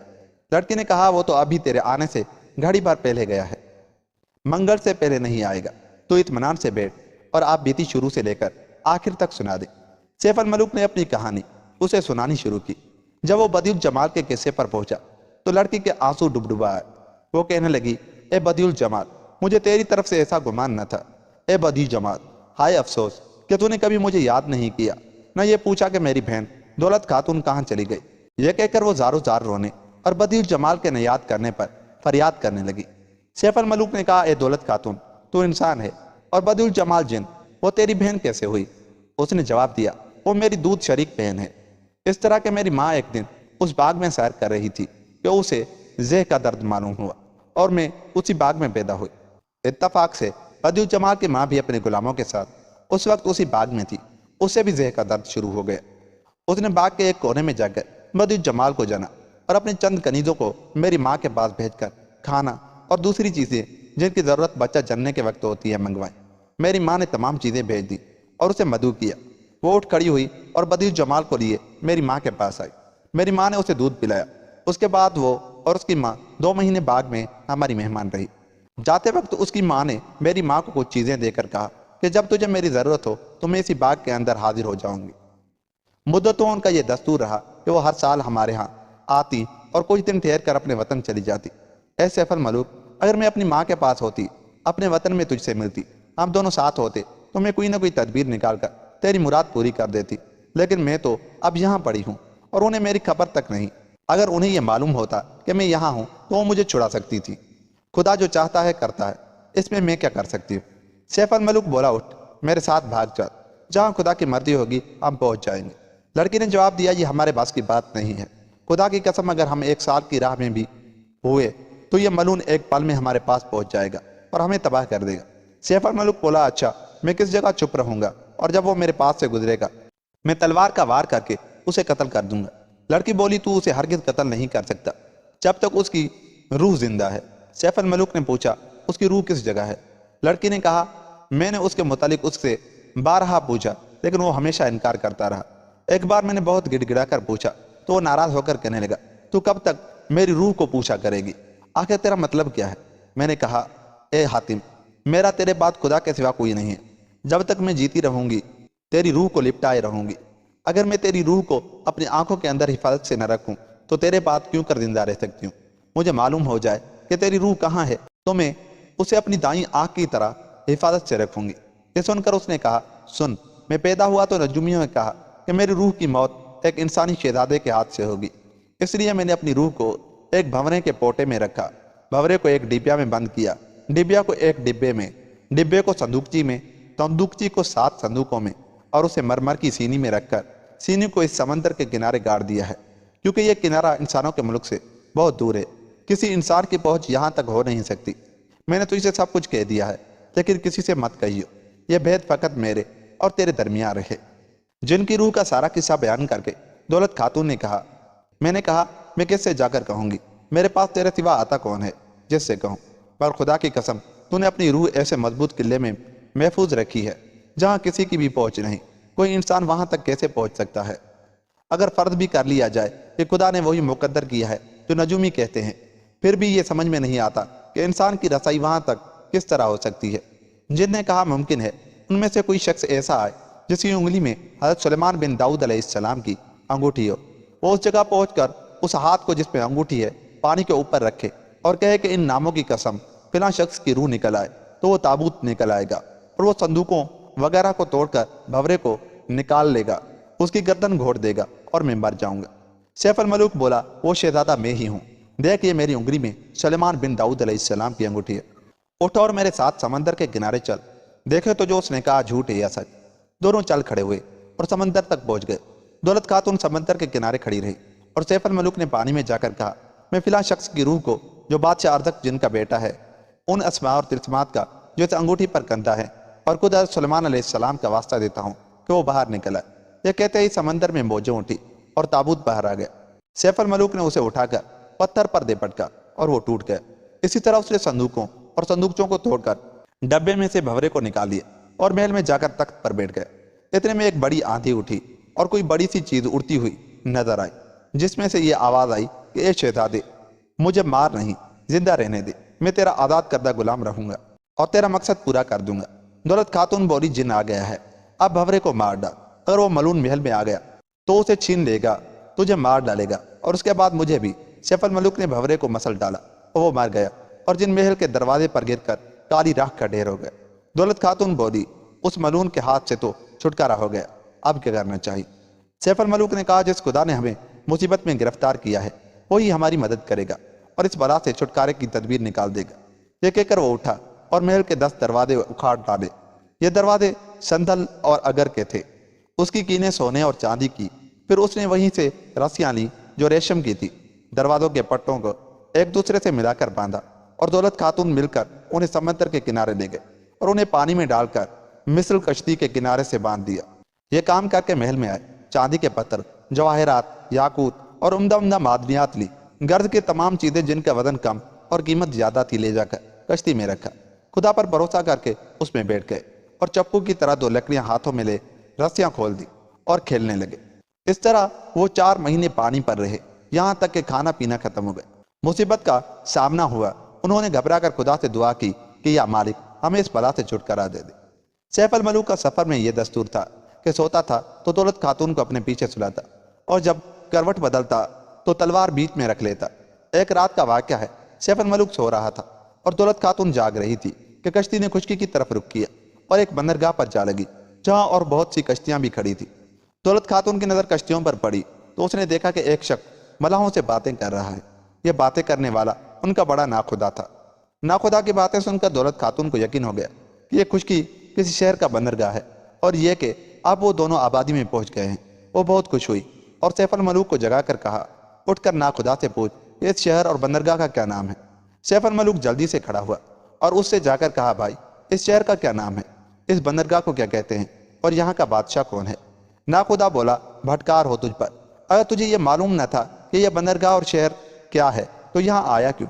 سیف الملوک بولا، میں پردیسی ہوں، تاجروں کی ایک کشتی میں سفر کر رہا تھا، وہ ٹوٹ گئی، جو کچھ اس میں تھا سب ڈوب گیا، میں ایک تختے پر بیٹھ کر یہاں پہنچا، اس لیے میں نے تجھ سے پوچھا ہے اور پوچھنے میں کوئی عیب نہیں۔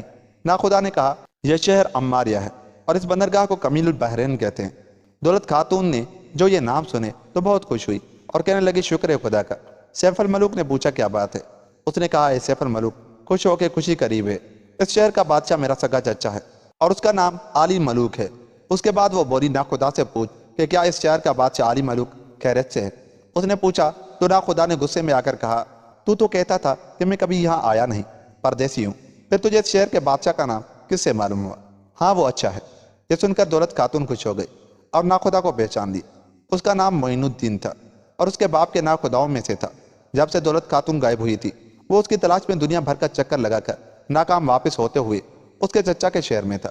لڑکی نے سیف الملوک سے کہا، ناخدا سے کہ اے ناخدا معین الدین، تیری شہزادی تجھے بلاتی ہے، آ کر اس سے بات کر۔ سیف الملوک نے اسی طرح سے اس سے خطاب کیا۔ ناخدا تیش میں آ گیا اور کہنے لگا، اے کتے، تو کون ہے اور مجھے کہاں سے جانتا ہے؟ اور اس نے ملاحوں سے کہا، مجھے ایک مضبوط سا ڈنڈا تو دینا، میں اس منحوس کا سر پھوڑ دوں۔ اب وہ ڈنڈا لے کر سیف الملوک کی طرف جھکتا اور جب اس کی نظر کشتی میں پڑی تو اسے ایک عجیب خوبصورت سی شکل دکھائی دی۔ وہ اسے دیکھ کر حیران ہو گیا اور غور سے دیکھنے پر اسے معلوم ہوا کہ دولت خاتون ہے جو چاند کے ٹکڑے کی طرح وہاں بیٹھی ہوئی ہے۔ ناخدا نے پوچھا، تیرے ساتھ کون ہے؟ اس نے جواب دیا، ایک لڑکی جس کا نام دولت خاتون ہے۔ ناخدا نے اس کا نام سنا اور معلوم ہو گیا کہ یہ اس کی آقا اور اس کے بادشاہ کی بیٹی ہے تو اسے غش آ گیا۔ ہوش آیا تو کشتی کو چھوڑ کر شہر کی طرف بھاگا اور بادشاہ کے محل پہنچ کر اندر جانے کی اجازت چاہی۔ حاجب نے بادشاہ سے عرض کیا کہ ناخدا معین الدین تجھے کوئی خوشخبری دینے آیا ہے۔ بادشاہ نے اسے اندر بلا لی۔ بادشاہ کے پاس آ کر ناخدا نے زمین چومی اور کہا، اے بادشاہ، میں تیرے پاس خوشخبری لے کر آیا ہوں۔ تیرے بھائی کی بیٹی دولت خاتون باخیریت اس شہر میں پہنچ گئی ہے۔ وہ ایک کشتی پر ہے اور اس کے ساتھ 14ویں رات کے چاند کی طرح ایک جوان ہے۔ بھتیجی کی خبر سنتے ہی بادشاہ خوش ہو گیا، ناخدا کو ایک نفیس خلت عطا کیا اور فوراً حکم دیا کہ اس کی بھتیجی کی سلامتی کی خوشی میں شہر آراستہ کیا جائے۔ پھر اسے اور سیف الملوک کو اپنے پاس بلوایا، انہیں سلام کیا اور سلامتی پر مبارکباد دی۔ اس کے بعد اس نے اپنے بھائی کو خبر بھیجی کہ تیری بیٹی مل گئی ہے اور اس وقت میرے پاس ہے۔ جو ہی یہ خبر دولت خاتون کے باپ تاج ملوک کو ملی تو اس نے تیاریاں کر کے سفر شروع کر دیا اور اپنے بھائی عالی ملوک کے پاس پہنچ کر دولت خاتون سے ملا۔ سب کو بڑی خوشی ہوئی۔ ایک ہفتہ اپنے بھائی کے پاس ٹھہرنے کے بعد تاج ملوک اپنی بیٹی اور سیف الملوک کو لے کر چل دیے۔ جب دولت خاتون اپنے باپ کے ملک سرندیپ میں پہنچی اور اپنی ماں سے ملی تو سب اس کی سلامتی پر خوش ہوئے اور جشن منائے گئے۔ وہ دن ایک ایسا دن تھا جس کی طرح کا کبھی کوئی نہ ہوا تھا۔ بادشاہ نے سیف الملوک کی بڑی آؤ بھگت کی اور اس سے کہا، اے سیف الملوک، تو نے میرے اور میری بیٹی کے ساتھ اتنی بھلائی کی ہے کہ میں اس کا بدلہ نہیں دے سکتا، اور اس کا بدلہ کوئی دے گا تو خدا۔ میں چاہتا ہوں کہ میرے جاتے تو تخت پر بیٹھ اور ہند پر حکومت کر۔ میں اپنے ملک تخت، خزانے اور نوکر چاکر سب تجھے دیتا ہوں اور بطور ہدیے کے دیتا ہوں۔ یہ سن کر سیف الملوک اٹھا، اس کے آگے زمین چوم کر اس کا شکریہ ادا کیا اور کہا، جہاں پناہ، میں تیرے سارے ہدیے قبول کرتا ہوں اور انہیں پھر تجھے ہدیہ واپس دیتا ہوں۔ جہاں پناہ، مجھے نہ ملک کی ضرورت ہے نہ سلطنت کی، میں تو محض یہ چاہتا ہوں کہ خدا میری مراد پوری کر دے۔ بادشاہ بولا، اے سیف الملوک، میری ساری دولت تیرے آگے ہے، اس میں سے جو تیرا جی چاہے لے اور مجھ سے بالکل اجازت نہ مان، خدا میری طرف سے تجھے نیک بدلہ دے۔ سیف الملوک نے جواب دیا، خدا بادشاہ کی عزت بڑھائے، جب تک میں اپنا مقصد حاصل نہ کر لوں نہ مجھے ملک میں مزہ آئے گا نہ مال میں۔ ہاں میں یہ ضرور چاہتا ہوں کہ میں اس شہر اور اس کی گلی کوچوں کی سیر کروں۔ تاج ملوک نے حکم دیا کہ اس کے لیے اچھے سے اچھا گھوڑا حاضر کیا جائے۔ اور جب یہ عمدہ گھوڑا مازین اور لگام کے حاضر کیا گیا تو وہ اس پر سوار ہو کر بازار گیا اور شہر کی گلی کوچوں میں سیر کرنے لگا۔ وہ ادھر ادھر دیکھ رہا تھا کہ اس کی نظر ایک جوان پر پڑی جو ایک قبال یہ کہہ رہا تھا کہ 15 دینار۔ سیف الملوک نے غور سے دیکھا تو اس کے بھائی سعد کے مشابہ معلوم ہوا، اور حقیقت میں تھا بھی وہی، لیکن غربت کی درازی اور سفر کی تکلیفوں کی وجہ سے اس کا رنگ روپ بدل گیا تھا۔ اس نے اسے بالکل نہ پہچانا اور اپنے نوکروں سے کہا اس جوان کو یہاں لے آؤ تاکہ میں اس کا حال دریافت کروں۔ وہ اسے لے آئے تو سیف الملوک نے کہا اسے میرے محل میں لے جا کر جب تک میں سیر سے نہ لوٹوں اپنے ساتھ رکھو۔ وہ لوگ غلطی سے یہ سمجھے کہ اس نے حکم دیا ہے کہ اسے لے جا کر قید خانے میں بند کر دوں۔ ان کا گمان ہوا کہ شاید جوان اس کا بھاگا ہوا غلام ہے۔ لوگوں نے اسے پکڑ کر قید خانے میں بند کر دیا اور چلے آئے۔ سیف الملوک سیر سے لوٹ کر محل آیا تو نہ اسے اپنے بھائی سعد کی یاد آئی نہ کسی اور نے اسے یاد دلایا۔ غرض کے ساتھ قید خانے میں پڑا رہا۔ جب لوگ قیدیوں کو عمارت کے کام کے لیے لے جاتے تو ان کے ساتھ سعد کو بھی لے جاتے۔ وہ بہت بدحال ہو گیا اور 1 مہینے تک اس کی یہی حالت رہی۔ وہ اپنے حال پر غور کرتا اور اپنے دل میں کہتا نہ معلوم میں کیوں قید ہوں۔ ادھر سیف الملوک اپنی خوشی وغیرہ کی وجہ سے اسے بالکل بھول گیا۔ ایک دن سیف الملوک بیٹھا اپنے بھائی سعد کو یاد کر رہا تھا کہ اس نے اپنے ساتھ والے غلاموں سے پوچھا فلاں روز جو غلام تمہارے ساتھ تھا کہاں ہے؟ انہوں نے جواب دیا تو نے کہا نہ تھا کہ اسے قید خانے پہنچاؤ۔ سیف الملوک بولا میں نے تم سے یہ کب کہا تھا؟ میں نے تو کہا تھا کہ اسے میرے محل میں پہنچاؤ۔ یہ کہہ کر اس نے حاجبوں کو سعد کے پاس بھیجا۔ وہ جا کر اسے بیڑیوں سمیت لے آئے اور اسے سیف الملوک کے آگے پیش کیا۔ سیف الملوک نے کہا اے جوان تو کس ملک کا رہنے والا ہے؟ اس نے جواب دیا مصر کا۔ میرا نام سعد ہے، میں وزیر فارس کا بیٹا ہوں۔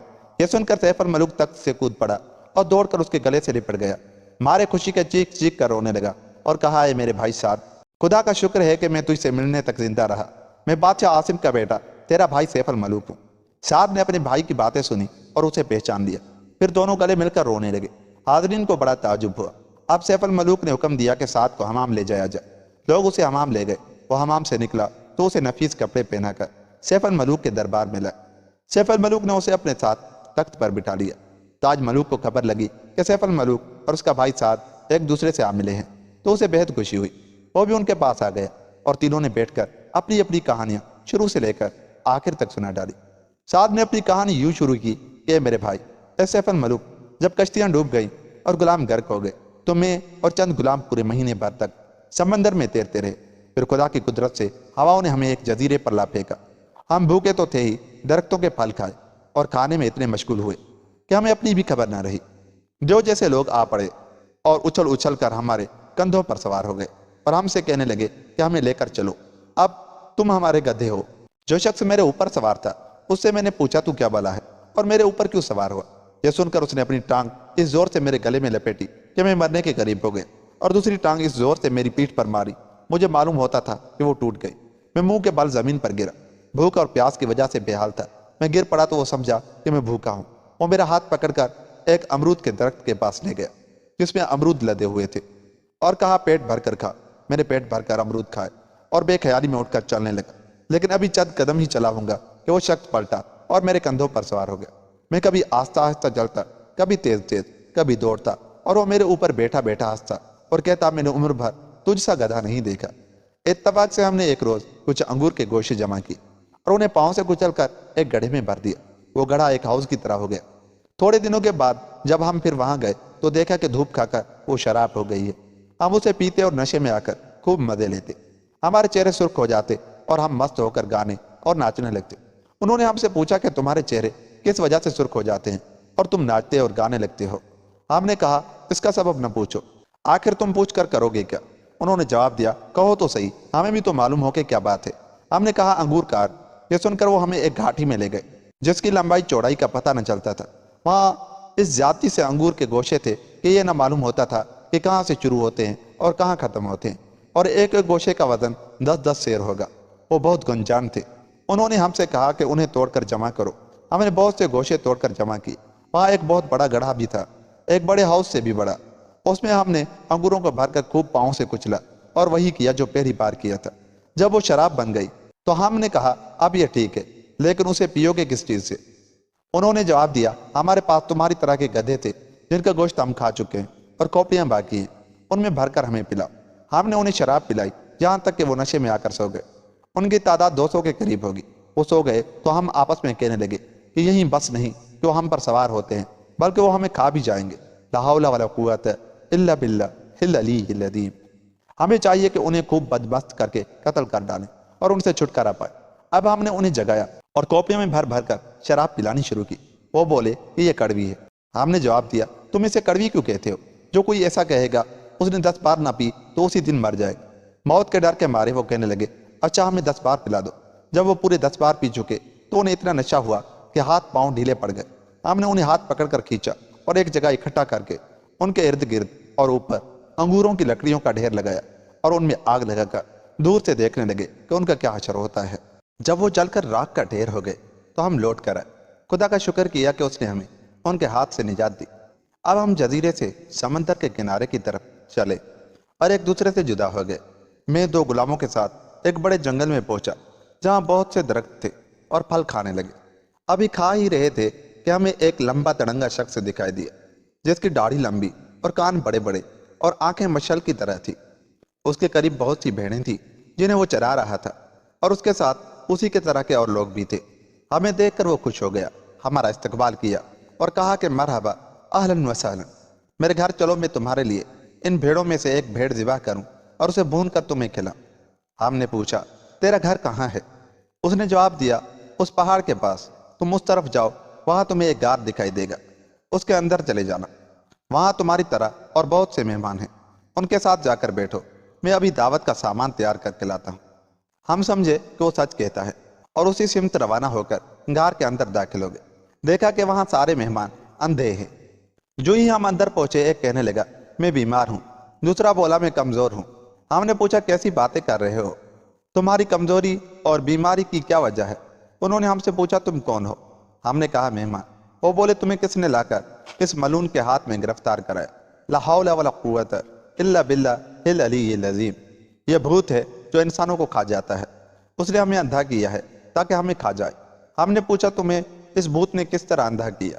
انہوں نے جواب دیا وہ ابھی تمہیں بھی ہماری طرح اندھا کر دے گا۔ ہم نے پوچھا آخر کیوں؟ انہوں نے جواب دیا اب وہ تمہارے پاس دودھ کے پیالے لائے گا اور کہے گا کہ تم سفر کی وجہ سے تھکے ماندے ہو، لو یہ دودھ پی لو، دودھ پیتے ہی تم بھی ہماری طرح ہو جاؤ گے۔ میں نے اپنے دل میں کہا بغیر کسی تدبیر کے ہمارا چھٹکارا نہیں ہو سکتا، اور زمین میں ایک گڑھا کھود کر میں اس پر بیٹھ گیا۔ تھوڑی ہی دیر کے بعد ملون بھوت دودھ کے پیالے لے کر آ پہنچا، ایک پیالہ مجھے اور ایک میرے ساتھیوں کو دے کر کہا تم جنگل سے پیاسے آئے ہو، جب تک میں گوشت بھون کر تمہارے لیے لاؤں یہ دودھ پیو۔ میں نے پیالہ لے لیا اور اپنے منہ کے پاس لا کر اسے گڑھے میں انڈیل دیا اور چلانے لگا۔ آہ، میری آنکھیں جاتی رہیں، میں اندھا ہو گیا اور آنکھوں پر ہاتھ رکھ کر رونے پیٹنے لگا۔ وہ ہنسا اور بولا ڈر نہیں، لیکن میرے دونوں ساتھی دودھ پی گئے اور اندھے ہو گئے۔ اب وہ ملون فوراً اٹھا، غار کا دروازہ بند کر کے میرے پاس آیا اور میری پسلیاں ٹٹولنے لگا۔ جب اس نے دیکھا کہ میں دبلا ہوں اور میرے جسم پر گوشت کا نام نہیں تو اس نے دوسرے کو ٹٹولا اور اسے موٹا تازہ دیکھ کر بہت خوش ہوا۔ اس کے بعد اس نے 3 بھیڑیں ذبح کی، ان کی کھال کھینچی اور لوہے کی سیخیں لا کر ان پر گوشت لگایا اور آگ پر بھون کر میرے دونوں ساتھیوں کے پاس لایا۔ انہوں نے بھی کھایا اور ان کے ساتھ اس نے بھی۔ پھر وہ جا کر ایک شراب بھری مشک لے آیا، پی کر اوندا لیٹ گیا اور کھراٹے لینے لگا۔ میں نے اپنے دل میں کہا کہ اب وہ سو تو گیا ہے لیکن اسے قتل کیسے کروں؟ فوراً مجھے سیخوں کا خیال آیا۔ میں نے ان میں سے 2 سیخیں لے کر آگ میں رکھی اور جب وہ انگاروں کی طرح لال ہو گئی تو میں نے اٹھ کر اپنی کمر کسی، دونوں سیخیں اپنے ہاتھ میں لے لی اور اس ملون کے پاس جا کر اس کی آنکھوں میں بھونک دی اور زور سے دبایا۔ اسے بھی جان عزیز تھی، باوجود اندھے ہونے کے وہ اٹھ کھڑا ہوا اور وہ چاہتا تھا کہ مجھے پکڑ لے، مگر میں نے غار کے اندر بھاگنا شروع کیا۔ اس نے میرا پیچھا کیا۔ میں نے اندھوں سے جو وہاں تھے پوچھا اس ملون کے ساتھ کیا کرنا چاہیے؟ ان میں سے ایک نے کہا اے ساتھ، اچک کر اس محراب کے اوپر چڑھ جا، وہاں تجھے ایک چمکدار تلوار ملے گی، اسے میرے پاس لے آ، پھر میں بتاؤں گا کہ اب تجھے کیا کرنا چاہیے۔ میں نے لپک کر محراب سے تلوار اتار دی اور اس شخص کے پاس گیا۔ اس نے کہا تلوار سے اس کی کمر پر وار کر، وہ فوراً مر جائے گا۔ وہ دوڑتے دوڑتے تھک گیا۔ میں اس کی طرف دوڑا، وہ اندھوں کے پاس گیا کہ انہیں قتل کر دے، لیکن میں نے بڑھ کر اس کی کمر پر تلوار ماری اور اس کے 2 ٹکڑے ہو گئے۔ اس نے چلا کر کہا اے شخص، اگر تو مجھے قتل ہی کرنا چاہتا ہے تو ایک ہاتھ اور مار۔ میں دوسرا وار کرنے ہی والا تھا کہ جس نے مجھے تلوار کا پتہ دیا تھا کہا خبردار، دوسرا وار ہرگز نہ کیجیے، پھر وہ نہیں مرے گا بلکہ زندہ ہو کر ہم سب کو مار ڈالے گا۔ میں نے اس کا کہنا مان لیا، دوسرا وار نہ کیا۔ اور وہ ملون مر گیا۔ اب پھر وہی شخص بولا کہ غار کا دروازہ کھول کر ہمیں نکال دے، ممکن ہے کہ خدا ہماری مدد کرے اور ہمیں یہاں سے چھٹکارا ملے۔ میں نے جواب دیا کہ اب ہمیں کوئی ڈر نہیں رہا، آؤ تھوڑا آرام کریں، ان بھیڑوں کو ذبح کر کے کھائیں اور شراب پیے۔ جنگل بہت بڑا ہے، چنانچہ 2 مہینے تک ہم وہاں ٹھہرے، بھیڑوں اور پھلوں پر گزارا کرتے رہے۔ ایک دن ایسا اتفاق پیش آیا کہ ہم سمندر کے کنارے بیٹھے تھے، ہمیں دور سے ایک بڑی کشتی دکھائی دی۔ ہم نے کشتی والوں کی طرف اشارہ کیا، انہیں آواز دی، وہ ہمیں بھوت سمجھ کر ڈرے۔ وہ جانتے تھے کہ اس جزیرے میں ایک بھوت رہتا ہے جو آدمیوں کو کھا جاتا ہے، اور بھاگنے لگے۔ لیکن ہم نے اپنے اماموں کے پلے ہوا میں اڑائے اور زیادہ قریب جا کر آوازیں دی۔ ان میں سے ایک شخص جو تیز نظر تھا کہنے لگا، اے کشتی والو، یہ تو مجھے ہم ہی جیسے آدمی معلوم ہوتے ہیں، بھوت نہیں۔ یہ سن کر وہ آہستہ آہستہ ہماری طرف بڑھے اور ہمارے قریب آ گئے۔ پھر جب انہیں یقین آ گیا کہ ہم آدمی ہیں تو انہوں نے ہمیں سلام کیا۔ ہم نے ان کے سلام کا جواب دیا اور انہیں خوشخبری سنائی کہ ہم نے اس بھوت کو مار ڈالا ہے۔ انہوں نے ہمارا شکریہ ادا کیا اور ہم جزیرے سے کچھ پھل کھانے کے لیے لے کر کشتی میں سوار ہو گئے۔ 3 دن تک موافق ہوا کے ساتھ چلتے رہے۔ اس کے بعد ہوا تیز ہوئی، اندھیرا چھا گیا اور آندھی نے کشتی کو لے جا کر ایک پہاڑ سے ٹکرا دیا۔ کشتی ٹوٹ گئی اور اس کے تختے تتر بتر ہو گئے۔ خدا کی قدرت، ایک تختہ میرے ہاتھ آ گیا اور میں اس پر بیٹھ کر 2 دن تک تیرتا رہا۔ ہوا موافق تھی، میں عرصے تک تختے کو پاؤں سے کھیتا رہا، یہاں تک کہ خدا نے مجھے صحیح سلامت خشکی پر پہنچا دیا۔ اس شہر کی صورت دکھا دی۔ اندر داخل ہوا تو پردیسی اور اکیلا تھا، عقل کام نہیں کرتی تھی کہ کیا کروں۔ مارے بھوک کے بے تاب تھا اور سخت تھکا ماندہ۔ میں نے یہ قبا اتاری، چھپ کر شہر کے بازار میں گیا اور اپنے دل میں کہا کہ اسے بیچ کر گزارا کروں گا، اس وقت تک اللہ کوئی نہ کوئی صورت نکال دے گا۔ اے میرے بھائی، میں نے قبا ہاتھ میں لے لی، لوگ اسے دیکھتے اور بڑھ بڑھ کر بولی بولتے۔ اتنے میں تو آیا اور تو نے مجھے دیکھ کر حکم دیا کہ غلام مجھے محل میں لے جائیں، مگر انہوں نے مجھے لے جا کر قید خانے میں بند کر دیا۔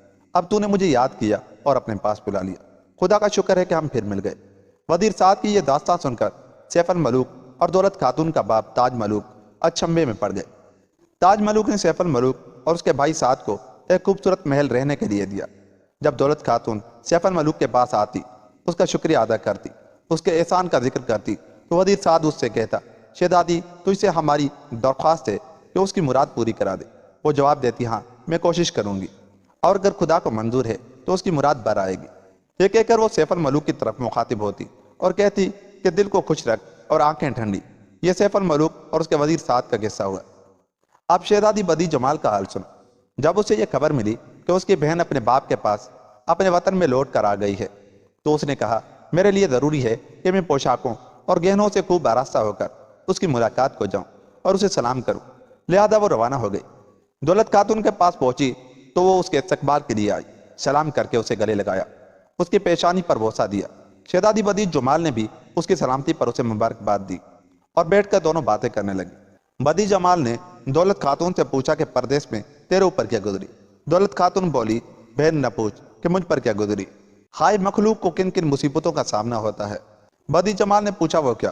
اس نے کہا، بہن میں قصر مشید میں تھی، بادشاہ ارزق کے بیٹے نے مجھے وہاں لے جا کر رکھا تھا، اور اس نے باقی کہانی آخر تک سنا دی، من جملہ ان کے سیف الملوک کا قصہ بھی، اور یہ کہ محل میں اس کے ساتھ کیا گزری، قصر مشید تک پہنچنے سے پہلے اسے کن کن مصیبتوں اور خطروں کا سامنا ہوا، اس نے کس طرح بادشاہ ارزق کے بیٹے کو قتل کیا، دروازے نکال کر ان کی ایک ناؤ بنائی اور چپو تیار کر کے یہاں تک پہنچا۔ بدی جمال کو اس پر بڑا تعجب ہوا۔ وہ کہنے لگی، بہن یہ بڑا عجیب و غریب قصہ ہے۔ دولت خاتون نے کہا، میں چاہتی ہوں کہ تجھ سے اصل واقعہ بیان کر دوں، لیکن شرم روکتی ہے۔ بدی جمال نے کہا، شرم کیا بات ہے، تو میری بہن اور دوست ہے، ہمارے درمیان بہت سی باتیں ہیں، اور میں جانتی ہوں کہ تو میرے لیے بھلائی ہی بھلائی چاہتی ہے، پھر شرم کیسی؟ جو تو کہنا چاہتی ہے کہہ ڈال، شرما نہیں اور مجھ سے کوئی بات نہ چھپا۔ دولت خاتون نے کہا کہ اس نے تیری تصویر اس قبا میں دیکھی تھی جو تیرے باپ نے حضرت سلمان بن داؤد علیہ السلام کو بھیجی تھی۔ آپ نے بغیر کھولے اور بے دیکھے اس کے اندر کیا ہے اسے مصر کے بادشاہ عاصم بن صفوان کے پاس من جملہ اور ہدیوں اور تحفوں کے بھیج دیا۔ بادشاہ عاصم نے بھی اسی طرح لپٹی لپٹائی وہ قبا اپنے بیٹے سیف الملوک کو دے دی۔ جب سیف الملوک نے اسے کھول کر پہننا چاہا تو اس پر تیری تصویر دیکھ کر عاشق ہو گیا، تیری تلاش میں نکل کھڑا ہوا اور تیری وجہ سے یہ ساری مصیبتیں جھیلیں۔ بدی جمال کا چہرہ سرخ ہو گیا اور وہ دولت خاتون کے آگے شرما کر کہنے لگی، یہ بات تو ممکن نہیں، انسانوں اور جنات میں بھی کبھی نبھی ہے۔ دولت خاتون برابر سیف الملوک کی صورت، سیرت اور شاہ سواری کی تعریف کرتی، اس کی خوبیاں بیان کرتی اور کہتی کہ بہن خدا کے لیے اس سے بات کر لے، خواہ ایک ہی جملہ کیوں نہ ہو۔ بدی جمال انکار کی جاتی کہ تیری یہ بات نہ میں سنوں گی نہ مانوں گی۔ ایسا معلوم ہوتا تھا گویا اس نے کچھ نہیں سنا۔ سیف الملوک کی صورت سیرت اور بہادری کا اس پر کوئی اثر نہ ہوا۔ آخر دولت خاتون اس کی خوشامدیں کر کے اس کے پاؤں چوم کر کہنے لگی، اے بدی جمال، تجھے قسم ہے اس دودھ کی جو ہم دونوں نے پیا ہے، اور قسم ہے اس نقش کی جو حضرت سلیمان علیہ السلام کی انگوٹھی پر ہے، میری یہ بات مان لے۔ میں نے قصر مشید میں اس سے وعدہ کیا ہے کہ میں تیری صورت دکھا دوں گی۔ تجھے خدا کی قسم میری خاطر سے اسے اپنی صورت دکھا دے اور خود اس کی بھی صورت دیکھ لے۔ وہ یہ کہتی روتی، خوشامدیں کرتی اور اس کے ہاتھ پاؤں چومتی جاتی، یہاں تک کہ وہ مان گئی اور کہنے لگی، اچھا تیری خاطر میں اسے ایک بار اپنی صورت دکھا دوں گی۔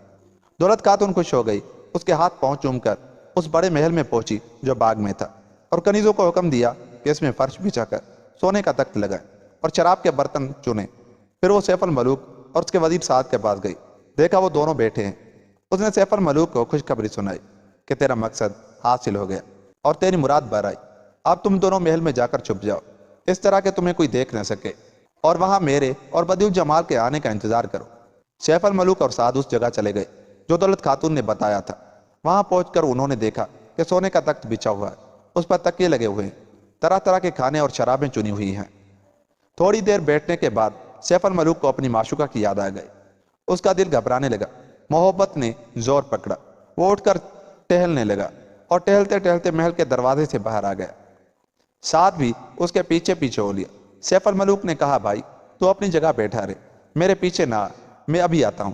سعد واپس جا کر بیٹھ گیا اور سیف الملوک وہاں سے نکل کر باغ میں پہنچا۔ وہ محبت کی شراب کے نشے میں چور تھا، آنسو جاری اور پریشان ادھر ادھر پھرنے لگا۔ اس کے آنے میں دیر ہوئی تو سعد اسے باغ میں ڈھونڈنے نکلا، دیکھا کہ وہ اکیلا دیوانوں کی طرح پھر رہا ہے۔ سعد نے اسے باتوں میں لگایا، گپ غلط کیا۔ وہ دونوں باغ کی سیر کرنے اور پھل کھانے لگے۔ ادھر تو سعد اور سیف الملوک باغ میں مٹر گشت لگا رہے تھے، ادھر جب نوکر محل کو آراستہ کر چکے، دولت خاتون کے حکم کی تعامل ہو چکی اور بدیع الجمال کے بیٹھنے کے لیے سونے کا تخت بچھا دیا گیا، تو دونوں شہزادیاں محل میں داخل ہوئی۔ بدیع الجمال تخت پر بیٹھ گئی۔ تخت ایک محراب کے پاس تھا جہاں سے باغ دکھائی دیتا تھا۔ غلام طرح طرح کے نفیس کھانے لائے، دونوں نے کھائے، اس طرح کہ دولت خاتون خود بھی کھاتی اور بدیع الجمال کو نوالے بنا بنا کر دیتی۔ کھانوں سے پیٹ بھر گیا تو دولت خاتون نے مٹھائیاں منگوائی، مٹھائیاں کھائیں اور ہاتھ دھوئے۔ اس کے بعد شراب اور شراب نوشی کا سامان لایا گیا، سرائیاں اور جام چنے گئے۔ دولت خاتون ایک جام بھر کر بدیع الجمال کو پلاتی اور دوسرا خود پیتی۔ اب بدیع الجمال محراب میں سے باغ کو دیکھنے لگی، کیسے کیسے پھل اور کس کس رنگ کے پھول ہیں۔ یک با یک اس کی نظر سیف الملوک پر جا پڑی جو باغ میں ٹہل رہا اور جس کے ساتھ وزیر سعد تھا۔ دیکھا کہ سیف الملوک اشعار پڑھ رہا ہے اور اس کی آنکھوں سے آنسو جاری ہے۔ ایک ہی نگاہ اس پر پڑی تھی کہ بدیع الجمال کے دل میں ہزار و تمنائیں ابنڈ آئی، کیونکہ شراب اپنا کام کر رہی تھی۔ تو اس نے دولت خاتون کی طرف مخاطب ہو کر پوچھا، بہن باغ میں یہ کون جوان ہے جو پریشان اور محبت کا مارا معلوم ہوتا ہے؟ دولت خاتون نے کہا، اگر اجازت دے تو میں یہاں بلوا کر اسے دیکھوں۔ اس نے جواب دیا، اگر تو بلا سکتی ہے تو بلا۔ دولت خاتون نے پکار کر کہا، اے شہزادے ہمارے پاس آ اور اپنا حسن و جمال ہمیں دکھا۔ سیف الملوک نے دولت خاتون کی آواز پہچان لی اور محل کی طرف روانہ ہو گیا۔ جو ہی اس کی نظر بدیع الجمال پر پڑی، گش کھا کر گر پڑا۔ دولت خاتون نے اس پر گلاب چھڑکا۔ جب اسے ہوش آیا تو اس نے بدیع الجمال کے آگے زمین چومی اور اس کو جمال دیکھ کر بدیع الجمال کے ہوش اڑ گئے۔ دولت خاتون نے کہا، اے شہزادی یہی سیف الملوک ہے جس نے خدا کے حکم سے مجھے چھڑایا ہے اور جس پر تیری وجہ سے بڑی بڑی مصیبتیں آئی ہیں۔ میں چاہتی ہوں کہ تو ایک نظر اسے دیکھ لے۔ بدیع الجمال نے ہنس کر کہا، خاکی سب بے وفا ہوتے ہیں، یہ جوان کیا وفا کرے گا؟ انسانوں میں محبت کا مادہ ہی نہیں ہوتا۔ سیف الملوک بولا، اے شہزادی میں بے وفائی ہرگز نہیں کر سکتا، سب لوگ یکساں نہیں ہوتے۔ یہ کہہ کر زاروں قطار رونے لگا۔ بدیع الجمال نے کہا، اے شہزادے میں ڈرتی ہوں اگر میں تیری طرف بالکل متوجہ ہو گئی اور پھر دیکھا نہ تجھ میں الفت ہے نہ محبت تو کیا ہوگا؟ انسانوں میں بھلائی کم ہوتی ہے اور بے وفائی بہت۔ سیف الملوک بولا، اے میری آنکھ اور میری روح، خدا نے ہر انسان کو یکساں نہیں پیدا کیا ہے، اور خدا نے چاہا تو میں عہد کا پکا رہوں گا اور تیرے قدموں کے نیچے جان دے دوں گا۔ تجھے عنقریب معلوم ہو جائے گا کہ میں بات کا کتنا پکا اور خدا میری بات کو پورا کرنے کا ذمہ دار ہے۔ بدیع الجمال نے کہا، بیٹھ اور میرے آگے اپنے دین کی قسم کھا اور ہم دونوں عہد و پیما کریں کہ ہم میں سے کوئی بھی دوسرے کے ساتھ بے وفائی نہ کرے گا، اور جو بھی بے وفائی کرے خدا اسے سزا دے۔ یہ سن کر سیف الملوک بیٹھ گیا۔ دونوں نے ایک دوسرے کے ہاتھ میں ہاتھ دے کر قسم کھائی کہ اپنے ساتھی کے بعد دونوں میں سے کوئی دوسرا ساتھی نہ چنے گا، نہ انسانوں میں سے اور نہ جنوں میں سے۔ اس کے بعد دونوں دیر تک ایک دوسرے کے گلے لپٹے اور خوشی کے آنسو بہاتے رہے۔ جب دونوں قسمیں کھا چکے اور دونوں کے دل رونے دھونے سے ہلکے ہو گئے تو سیف الملوک اٹھ کر ٹہلنے لگا۔ بدیو جمال بھی ٹہلنے لگی۔ اس کے ساتھ ایک کنیز تھی جس کے پاس کھانا اور شراب کی ایک سراہی تھی۔ ٹہلنے کے بعد بدیو جمال آ کر بیٹھی تو کنیز نے اس کے آگے کھانا اور شراب رکھ دی۔ تھوڑی دیر کے بعد سیف الملوک پہنچا، سلام کر کے اسے گلے لگایا اور دونوں کھانے پینے لگے۔ بدیو جمال نے کہا، اے شہزادے، جب تو باغ ارم پہنچے گا تو تجھے وہاں ایک بہت بڑا خیمہ لگا ہوا دکھائی دے گا جو لال اطلس کا ہوگا اور جس کا استر ہرے ریشم کا۔ دل مضبوط کر کے اس کے اندر جائیو۔ وہاں تجھے ایک بوڑھی عورت لال سونے کے تخت پر بیٹھی ہوئی دکھائی دے گی۔ تخت میں موتی اور ہیرے جڑے ہوں گے۔ اس کے پاس جا کر ادب اور شان سے سلام کیجیے اور تخت کی طرف نظر دوڑائیے۔ اس کے نیچے تجھے جوتیاں دکھائی دیں گی، سونے کے تاروں سے بنی ہوئی اور جواہرات سے مرصع۔ ان جوتیوں کو چومیو، سر پر رکھیو، پھر دہنی بغل میں دبا کر چپ چاپ سر جھکا بڑھیا کے سامنے کھڑا ہو جائیو۔ اگر وہ تجھ سے پوچھے کہ تو کہاں سے آیا ہے، یہاں تک تیری رسائی کیوں کر ہوئی، اس جگہ کا پتہ تجھے کس نے دیا، میری جوتیاں تو نے کیوں اٹھائی، تو کچھ نہ بولیو۔ اس وقت تک کہ یہ میری کنیز آ کر اس سے باتیں کرے، اسے تجھ پر مہربان اور راضی کرے۔ کیا عجب کہ خدا اس کا دل تیری طرف پھیر دے اور وہ تیری مراد پوری کر دے۔ یہ کہہ کر اس نے ایک کنیز کو آواز دی جس کا نام مرجانہ تھا اور کہنے لگی، تجھے اس محبت کی قسم جو مجھے تیرے ساتھ ہے، یہ کام آج ہی کر دے، دیر نہ لگا۔ اور تو نے اسے آج ہی پورا کر دیا تو میں تجھے خدا کی خاطر آزاد کر دوں گی، تجھے انعام دوں گی، تجھ سے بڑھ کر کوئی دوسرا مجھے عزیز نہ ہوگا اور تم میری رازدار ہوگی۔ کنیز نے کہا، اے میری آقا، میری آنکھوں کی روشنی، کہ تو صحیح کہ تیرا کیا کام ہے، میں اسے سر و چشم پورا کروں گی۔ بدی جمال نے کنیز سے کہا، اس انسان کو اپنے کندھوں پر بٹھا کر میری دادی کے پاس باغ ارم میں لے جا اور حفاظت کے ساتھ اس کے خیمے میں پہنچا دے۔ جب تم دونوں خیمے میں داخل ہوں اور تو دیکھے کہ اس نے میری دادی کی جوتیاں اٹھا لی ہیں، اس کی خدمت میں کھڑا ہے اور وہ پوچھ رہی ہے کہ تو کہاں کا رہنے والا ہے، کدھر سے یہاں آ پہنچا، تجھے کون لے کر آیا ہے، تو نے کس لیے یہ جوتیاں اٹھا لی ہیں، اور بتا کہ تیری کیا خواہش ہے، میں اسے اب برا کروں تو فوراً اندر جا کر اسے سلام کیجیے اور کہیو، اے میری آقا، اسے میں یہاں آئی ہوں کہ مصر کے بادشاہ کا بیٹا اور وہی شخص ہے جس نے قصر مشید میں جا کر بادشاہ ارزق کے بیٹے کو قتل کیا اور دولت خاتون کو چھڑا کر صحیح سالم اس کے باپ کے پاس پہنچا دیا۔ انہوں نے اس کو میرے ساتھ بھیجا ہے اور میں اسے اس لیے لے کر آئی ہوں کہ وہ تجھے دولت خاتون کی صحیح سالم پہنچنے کی خوشخبری سنائے اور تو اس کی آؤ بھگت کرے۔ اس کے بعد تو اس سے کہیو کہ کیا یہ جوان حسین نہیں؟ وہ جواب دے گی، ہاں ہے۔ اس وقت تو اس سے کہیو، یہ بڑی عزت آبرو والا، بہادر، شجاع، مصر کا مالک اور بادشاہ ہے، اس میں ساری اچھی خصلتیں پائی جاتی ہیں۔ پھر اگر وہ تجھ سے پوچھے کہ وہ کس ضرورت سے آیا ہے تو کہیو، میری آقا نے سلام کے بعد تجھے یہ کہلا بھیجا ہے کہ میں کب تک بے نکاح کے کواری بیٹھی رہوں گی، مدت گزری جاتی ہے، آخر تم میری شادی کیوں نہیں کرنا چاہتی اور اپنے اور میری ماں کے جیتے جی دوسری لڑکیوں کی طرح کیوں مجھے بیاہ نہیں دیتی؟ اگر وہ کہے کہ کس طرح اس کا نکاح کرنا چاہیے، اگر کسی سے اس کی آنکھ لڑ گئی ہے یا اس کا دل کسی سے مل گیا ہے تو وہ ہمیں بتائے، ہم جہاں تک ہو سکے گا اس کی خواہش کے مطابق اس کا ارمان پورا کریں گے۔ اس کے جواب میں تو کہیو، اے میری آقا، تیری بیٹی نے کہلا بھیجا ہے کہ تم لوگ میرا نکاح سلیمان علیہ السلام سے کرانا چاہتے تھے اور قبا پر میری تصویر بنا کر تم نے ان کے پاس بھیجی تھی، لیکن میں اس کی قسمت میں نہ تھی۔ اس نے وہ قبا مصر کے بادشاہ کے پاس بھیج دی، اس نے اسے اپنے بیٹے کے حوالے کیا۔ وہ قبا پر میری تصویر دیکھتے ہی مجھ پر عاشق ہو گیا، ماں باپ کو چھوڑ کر دنیا تک ترک کر دی، حیران و پریشان گھر سے نکل کھڑا ہوا اور میری خاطر بڑی بڑی مصیبتیں اور تکلیفیں جھیلی۔ کنیز نے سیف الملوک کو اپنی پیٹھ پر بٹھا کر کہا، اپنی آنکھیں بیچ لے۔ اس نے ایسا ہی کیا اور وہ اسے لے کر اڑ گئے۔ تھوڑی دیر کے بعد کہا، آنکھیں کھول۔ اس نے آنکھیں کھول دی، اسے ایک باغ نظر آیا، یہی باغ ارم تھا۔ کنیز مرجانہ بولی، اے سیف الملوک، اس خیمے کے اندر جا۔ سیف الملوک خدا کا نام لے کر اندر گیا، ادھر ادھر آنکھیں پھاڑ پھاڑ کر دیکھنے لگا۔ اس نے دیکھا کہ ایک بڑھیا تخت پر بیٹھی ہوئی ہے اور کنیز اس کی خدمت میں کھڑی ہیں۔ وہ ادب سے اس کے قریب پہنچا، جوتیاں اٹھا کر چومی اور جو کچھ بدی جمال نے کہا تھا کیا۔ بڑھیا بولی، تو کون ہے، کہاں سے آیا، کس ملک کا رہنے والا ہے، یہاں تجھے کون لائے، تو نے یہ جوتیاں اٹھا کر کیوں چومی اور کب تو نے مجھ سے کوئی حاجت کہی ہے اور میں نے اسے پورا نہیں کیا؟ یہ سنتے ہی کنیز مرجانہ نے اندر آ کر بڑے ادب کے ساتھ سلام کیا اور اس سے وہی گفتگو کی جو بدیو جمال نے بتائی تھی۔ یہ سنتے ہی بڑھیا چلائی اور ناراض ہو کر کنیز سے کہا، انسان اور جن میں کیسے ملاپ ہو سکتا ہے؟ سیف الملوک نے کہا، اگر خدا نے چاہا تو مجھ سے کوئی بے وفائی ظاہر نہیں ہوگی، तेरा गुलाम बनकर जिंदगी बसर करूंगा। तेरी मोहब्बत पर जान दे दूंगा। जो अहद तेरे साथ बांधूंगा उसे पूरा करूंगा और सिवा तेरे और किसी को ध्यान में न लाऊंगा। तो अनकरीब देख लेगी कि मैं सच्चा हूँ, झूठा नहीं, और तेरे साथ किस मरवत से पेश आता हूँ। बुढ़िया थोड़ी देर सर झुकाए सोच में बैठी रही, फिर सर उठाकर कहने लगी, ए खुशरू जवान, क्या तू अहदो पैमा पर पक्का रहेगा? उसने जवाब दिया, हाँ, कसम है उस जात की जिसने आसमान को बुलंद बनाया और जमीन को पानी पर बिछाया कि मैं वादा पूरा करूंगा। ये सुनकर बुढ़िया बोली, अगर खुदा को मंजूर है तो मैं तेरी मुराद पूरी करूंगी। अच्छा, अब तू बाग में जाकर सैर कर और फल खा, जिनकी नज़ीर दुनिया में नहीं। मैं अपने बेटे शाहयाल को बुलाती हूँ, वो आ जाएगा तो मैं उस बारे में उससे बातचीत करूंगी और खुदा ने चाहा तो उसमें भलाई होगी, क्योंकि वो मेरी मुखालफत नहीं करेगा, मेरा हुक्म मान लेगा और मैं उसकी बेटी बदी जमाल का ब्याह तेरे साथ करा दूंगी। ए सैफ अल मलूक, खुश हो कि वो तेरी बीवी हो जाएगी। सैफ अल मलूक उसका शुक्रिया अदा किया और उसके हाथ पांव चूमकर वहां से बाग की तरफ चल दिया। बुढ़िया ने कनीज की तरफ मुखातिब होकर कहा कि मेरे बेटे शाहयाल को ढूंढ के कहाँ है और उसे मेरे पास ले आ। कनीज चली, बादशाह शाहयाल को ढूंढ कर उससे मिली और उसे ले आई। ये तो बुढ़िया का किस्सा हुआ। अब सैफ अल मलूक का माजरा सुनो। वो बाग में सैर कर रहा था कि 5 जिन्नों की नजर उस पर पड़ी जो बादशाह अरज़क की रियाया थे। वो कहने लगे कि ये कहाँ का रहने वाला है और उसे यहाँ कौन लाया है? हो ना हो ये वही है जिसने बादशाह अरज़क के बेटे को कत्ल किया। किसी चालाकी से उससे पूछे।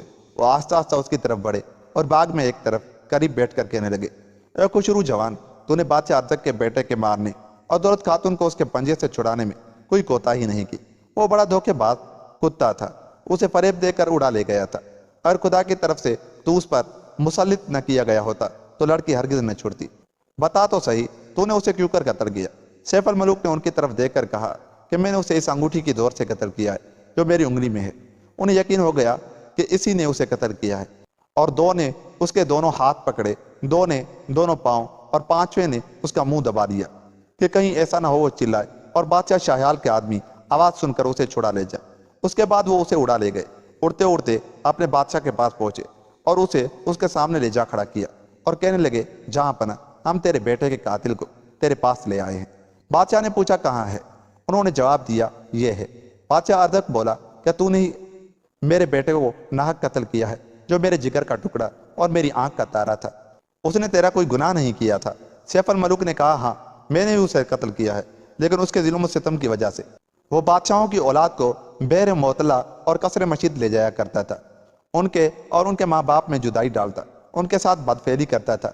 मैंने इस अंगूठी के दौर से उसे कत्ल किया जो मेरी उंगली में है, और खुदा उसकी रूह को फौरन दोजख में ले गया, जो रहने की बहुत बुरी जगह है। बादशाह अरज़क पर साबित हो गया कि बेशक उसी ने उसके बेटे को मारा है।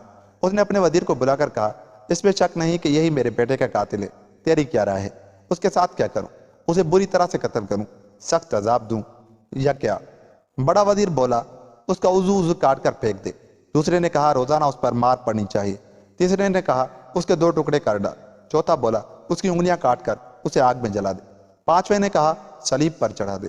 गर्ज के हर एक अपनी अपनी राय के मुताबिक उसे मशूरा देने लगा। बादशाह अरज़क के दरबार में एक बड़ा सियासतदान था, दुनिया की बातों से बाखबर। उसने कहा, जहां पना, मैं तुझसे एक बात कहता हूँ, मेरे मशूरे पर अमल करने में तुझे शर्मिंदगी नहीं होगी। यह शख्स बादशाह का मशीर और हुकूमत का बड़ा आदमी था। उसकी हर बात मानी जाती, उसकी राय पर अमल किया जाता, किसी बात में बादशाह उसकी मुखालफत न करता। उसी ने उठकर बादशाह के आगे जमीन चूमी और बोला, जहां पना, अगर मैं इस बारे में तुझे मशूरा दूं तो क्या तू उसे मानेगा और मेरी जान बख्शी करेगा? बादशाह ने कहा, अपनी राय बयान कर, मैं तेरी जान बख्शी करता हूँ। उसने कहा, जहां पना, अगर तूने इसे अभी कत्ल कर दिया तो उसकी ये माना है कि तूने मेरी नसीहत न मानी और मेरी बात न समझी। अभी उसका कत्ल करना बेकार है, क्योंकि वो तेरे कब्जे में है, तेरे इख्तियार में और तेरा कैदी। जब तू चाहेगा वो तुझे मिल जाएगा, और जो तेरा जी चाहे तू उसके साथ कर सकता है। लेकिन जहां पना, सब्र से काम ले। उसने बागे इरम में जाकर बादशाह शाहबाल की बेटी बदी जमाल से शादी की है, और इस तरह ये उनका रिश्तेदार हो गया है। तेरे आदमी उसे पकड़कर तेरे पास ले आए हैं। यह बात तुझ पर भी जाहिर है और उन पर भी। अगर तूने उसे कत्ल कर दिया तो बादशाह शाहयाल तुझसे उसका बदला लेगा और तेरा दुश्मन बन जाएगा। अपनी बेटी की खातिर लश्कर लेकर तेरे ऊपर चढ़ाई करेगा। उसके लश्कर के आगे तेरी कुछ न चलेगी, तू उसको कुछ न बिगाड़ सकेगा। बादशाह ने उसकी ये राय मान ली और सैफ अल मलूक को कैद खाने भेज दिया। यह तो सैफ अल मलूक की सरगुज़िश्त हुई। अब बदी जमाल की दादी का हाल सुनो। अपने बेटे शाहयाल से मिलने के बाद उसने कनीज को भेजा कि सैफ अल मलूक को तराश करके लाए। نہ ملا تو اس نے اپنی آقا کے پاس آ کر کہا کہ وہ مجھے باغ میں نہیں ملتا۔ یہ سن کر بڑھیا نے باغ کے ملازموں کو بلوایا اور ان سے سیف الملوک کے بارے میں پوچھا۔ انہوں نے کہا ہم نے اسے ایک درخت کے نیچے بیٹھا دیکھا تھا کہ اتنے میں بادشاہ ارزق کی جماعت کے 5 شخص اتر کر اس کے پاس آئے، اس سے باتیں کرنے لگے، پھر اسے اٹھا کر اس کا منہ بند کر کے اڑ گئے۔ بدی جمال کی دادی کو سخت افسوس ہوا۔ وہ تیش میں آ کر اٹھ کھڑی ہوئی اور اپنے بیٹے شیال سے کہنے لگی تو کیسا بادشاہ ہے کہ تیرے جیتے جی بادشاہ ارزق کی جماعت کے آدمی ہمارے باغ میں گھس کر ہمارے مہمان کو زندہ اٹھا لے جاتے ہیں۔ ماں نے بیٹے کو خوب ابھارا اور کہا یہ کیسے ہو سکتا ہے کہ تیرے جیتے جی ہم پر کوئی زبردستی کر سکے۔ اس نے جواب دیا اماں اس انسان نے بادشاہ ارزق کے بیٹے کو قتل کیا ہے، اب خدا نے اسے اس کے قبضے میں دے دیا۔ بھلا یہ بھی کوئی بات ہے کہ انسان کی خاطر میں جن سے دشمنی مول لوں؟ ماں بولی کہ اس کے پاس جا کر ہمارے مہمان کو طلب کر، اگر وہ زندہ ہے اور ارزق نے اسے تیرے حوالے کر دیا تو اسے یہاں لے آ، اور اگر بادشاہ ارزق نے اسے قتل کر دیا ہے تو اسے اور اس کی اولاد، بیویوں اور متعلقین کو زندہ پکڑ کر میرے پاس لے آ، میں انہیں اپنے ہاتھ سے قتل کر کے ان کا ملک تباہ کر ڈالوں گی۔ اگر تو نے میرا حکم نہ مانا تو میں ہرگز تجھے اپنا دودھ نہ بخشوں گی اور اپنی تربیت تجھ پر حرام کر دوں گی۔ بدیع جمال کی دادی نے اپنے بیٹے شیال سے کہا اگر تو نے میرا حکم نہ مانا تو میں اپنا دودھ ہرگز نہ بخشوں گی۔ یہ سن کر بادشاہ شیال اٹھا اور اپنے لشکر کو باہر نکال کر اپنی ماں اور اس کے چہیتوں کی خاطر اور اس چیز کی وجہ سے جو ازل میں مقدر ہو چکی تھی بادشاہ ارزق کی طرف روانہ ہوا۔ چلتے چلتے وہاں پہنچ گیا اور دونوں لشکروں میں لڑائی شروع ہو گئی۔ بادشاہ ارزق اور اس کا لشکر ہار گیا۔ اس کی چھوٹی بڑی اولادیں، حکومت کے حکام، تمام بڑے لوگ گرفتار ہو کر بادشاہ شیال کے سامنے پیش ہوئے۔ شیال نے کہا اے بادشاہ ارزق، انسان سیف الملوک میرا مہمان ہے۔ بادشاہ ارزق بولا اے شیال، تو بھی جن ہے اور میں بھی، کیا یہ ساری باتیں تو نے ایک انسان کے خاطر کی ہیں جس نے میرے بیٹا کو قتل کیا ہے؟ وہ اس شخص کا قاتل ہے جو میرا بیٹا، میرے جگر کا ٹکڑا اور میری روح کا آرام تھا۔ پھر تو نے یہ حرکت کیوں کی اور 1000 جنوں کا خون کیوں بہایا؟ شیال نے کہا باتیں نہ بنا، اگر وہ زندہ ہے تو اسے حاضر کر، میں تجھے اور تیری اولاد کو چھوڑ دوں گا جنہیں میں نے گرفتار کیا ہے۔ اگر تو نے اسے قتل کر دیا ہے تو میں تجھے اور تیری اولاد کو ذبح کر ڈالوں گا۔ بادشاہ ارزق نے کہا اے بادشاہ، کیا تجھے یہ شخص میرے بیٹے سے زیادہ عزیز ہے؟ بادشاہ شیال نے کہا تیرا بیٹا ظالم تھا، وہ انسانوں کے بچے اور بادشاہوں کے بیٹیوں کو اٹھا لاتا، انہیں قصر مشید اور بیر معطلہ ملا کر رکھتا اور ان کے ساتھ بدکاری کرتا تھا۔ بادشاہ ارزق بولا وہ میرے پاس ہے، اچھا میرے اور اس کے درمیان صلح کرا دے۔ شیال نے دونوں میں صلح کرا دی، انہیں کھلت دیے۔ بادشاہ ارزق اور سیف الملوک کے درمیان معاہدہ لکھ دیا جس سے اس کے بیٹے کا خون معاف ہو گیا۔ اس کے بعد شیال نے اسے مسلمان کر لیا اور انہیں عمدہ عمدہ ضیافتیں دی۔ بادشاہ ارزق 3 دن تک مہمان رہ کر رخصت ہو گیا اور شیال سیف الملوک کو لے کر اپنی ماں کے پاس آیا اور وہ اسے دیکھ کر بہت خوش ہوئی، اور شیال سیف الملوک کا حسن و جمال دیکھ کر اچنبھے میں پڑ گیا۔ سیف الملوک نے اپنی ساری داستان شروع سے آخر تک اسے کہہ سنائی اور نیز وہ واقعہ جو اسے بدیع الجمال کے ساتھ پیش آیا تھا۔ بادشاہ شیال نے کہا اماں چونکہ تیری یہی مرضی ہے اس لیے اب تو اسے لے کر سرندیپ جا اور وہاں دھوم دھام سے اس کی شادی رچا۔ وہ خوبصورت جوان ہے اور اس نے بدیع الجمال کی خاطر اپنی جان خطرے میں ڈالی ہے۔ بڑھیا اپنی کنیزوں کو لے کر سرندیپ پہنچی۔ جب یہ سب دولت خاتون کے ماں کے باغ پہنچ کر خیمے کے اندر گئے تو بدیع الجمال کی نظر ان پر پڑی۔ بڑھیا نے ان سے وہ سارا ماجرا بیان کیا جو سیف الملوک اور بادشاہ ارزق میں گزر، اور یہ کہ وہ بادشاہ ارزق کے قید خانے میں موت کے قریب پہنچ چکا تھا۔ اس کے بعد دولت خاتون کے باپ تاج ملوک نے حکومت کے بڑے لوگوں کو جمع کر کے بدیع الجمال کا نکاح سیف الملوک سے کر دیا، عمدہ عمدہ خلت تقسیم کیے اور لوگوں کو دعوتیں دی۔ اب سیف الملوک نے اٹھ کر تاج ملوک کے آگے زمین چومی اور کہا اے بادشاہ مجھے معاف کر، میں تجھ سے ایک بات کا خواہش مند ہوں مگر ڈرتا ہوں کہ کہیں تو میری درخواست رد نہ کر دے۔ تاج ملوک بولا قسم ہے خدا کی، اگر تو میری جان بھی مانگے تو میں دینے میں دریغ نہ کروں گا، تو نے میرے ساتھ بھلائی کی ہے۔ سیف الملوک نے کہا میں چاہتا ہوں کہ تو شہزادی دولت خاتون کا نکاح میرے بھائی سعد سے کر دے تاکہ ہم سب تیرے غلام ہو جائیں۔ تاج ملوک بولا سر آنکھوں پر، اور اس نے دوبارہ حکومت کے بڑے لوگوں کو اکٹھا کر کے دولت خاتون کا نکاح سعد سے کر دیا اور قاضیوں نے نکاح نامہ لکھ دیا۔ نکاح نامے کے مرتب ہونے کے بعد سونا چاندی نچھاور کیا گیا اور بادشاہ نے حکم دیا کہ شہر آراستہ کیا جائے، پھر جشن ہونے لگا۔ سیف الملوک بدیع الجمال کے ساتھ رہنے لگا اور وہ حاملہ ہو گئی۔ ایک دن سیف الملوک نے کہا کہ میں مصر جا کر اپنے ماں باپ سے ملوں اور دیکھوں کہ ان کا کیا حال ہے۔ بدیع الجمال نے اپنے چند نوکروں کو حکم دیا کہ اسے اور سعد کو مصر پہنچائیں۔ وہ انہیں لے جا کر مصر میں ان کے گھر والوں کے پاس پہنچائے۔ سیف الملوک اور سعد اپنے اپنے والدین سے ملے، 1 ہفتہ ان کے پاس ٹھہرے اور ان سے رخصت ہو کر پھر سرندیپ چلے آئے۔ اسی طرح جب کبھی اپنے گھر والوں سے ملنے کی تمنا ہوتی تو ان کے پاس چلے جاتے اور لوٹ آتے۔ سیف الملوک بدیع الجمال کے ساتھ اور سعد دولت خاتون کے ساتھ بڑے عیش و عشرت سے زندگی بسر کرتے رہے، یہاں تک کہ لذتوں کو کرکرا، صحبتوں کو درہم برہم کرنے والی موت آ پہنچی۔ پاک ہے وہ ذات جو ہمیشہ زندہ اور کبھی مرتی نہیں، اور جس نے مخلوقات کو پیدا کیا اور ان کی قسمت میں موت دیکھی۔ وہ ذات بلا ابتدا کے اول ہے اور بلا انتہا کے آخر۔ دوستو، یوں یہ کہانی ختم ہوئی۔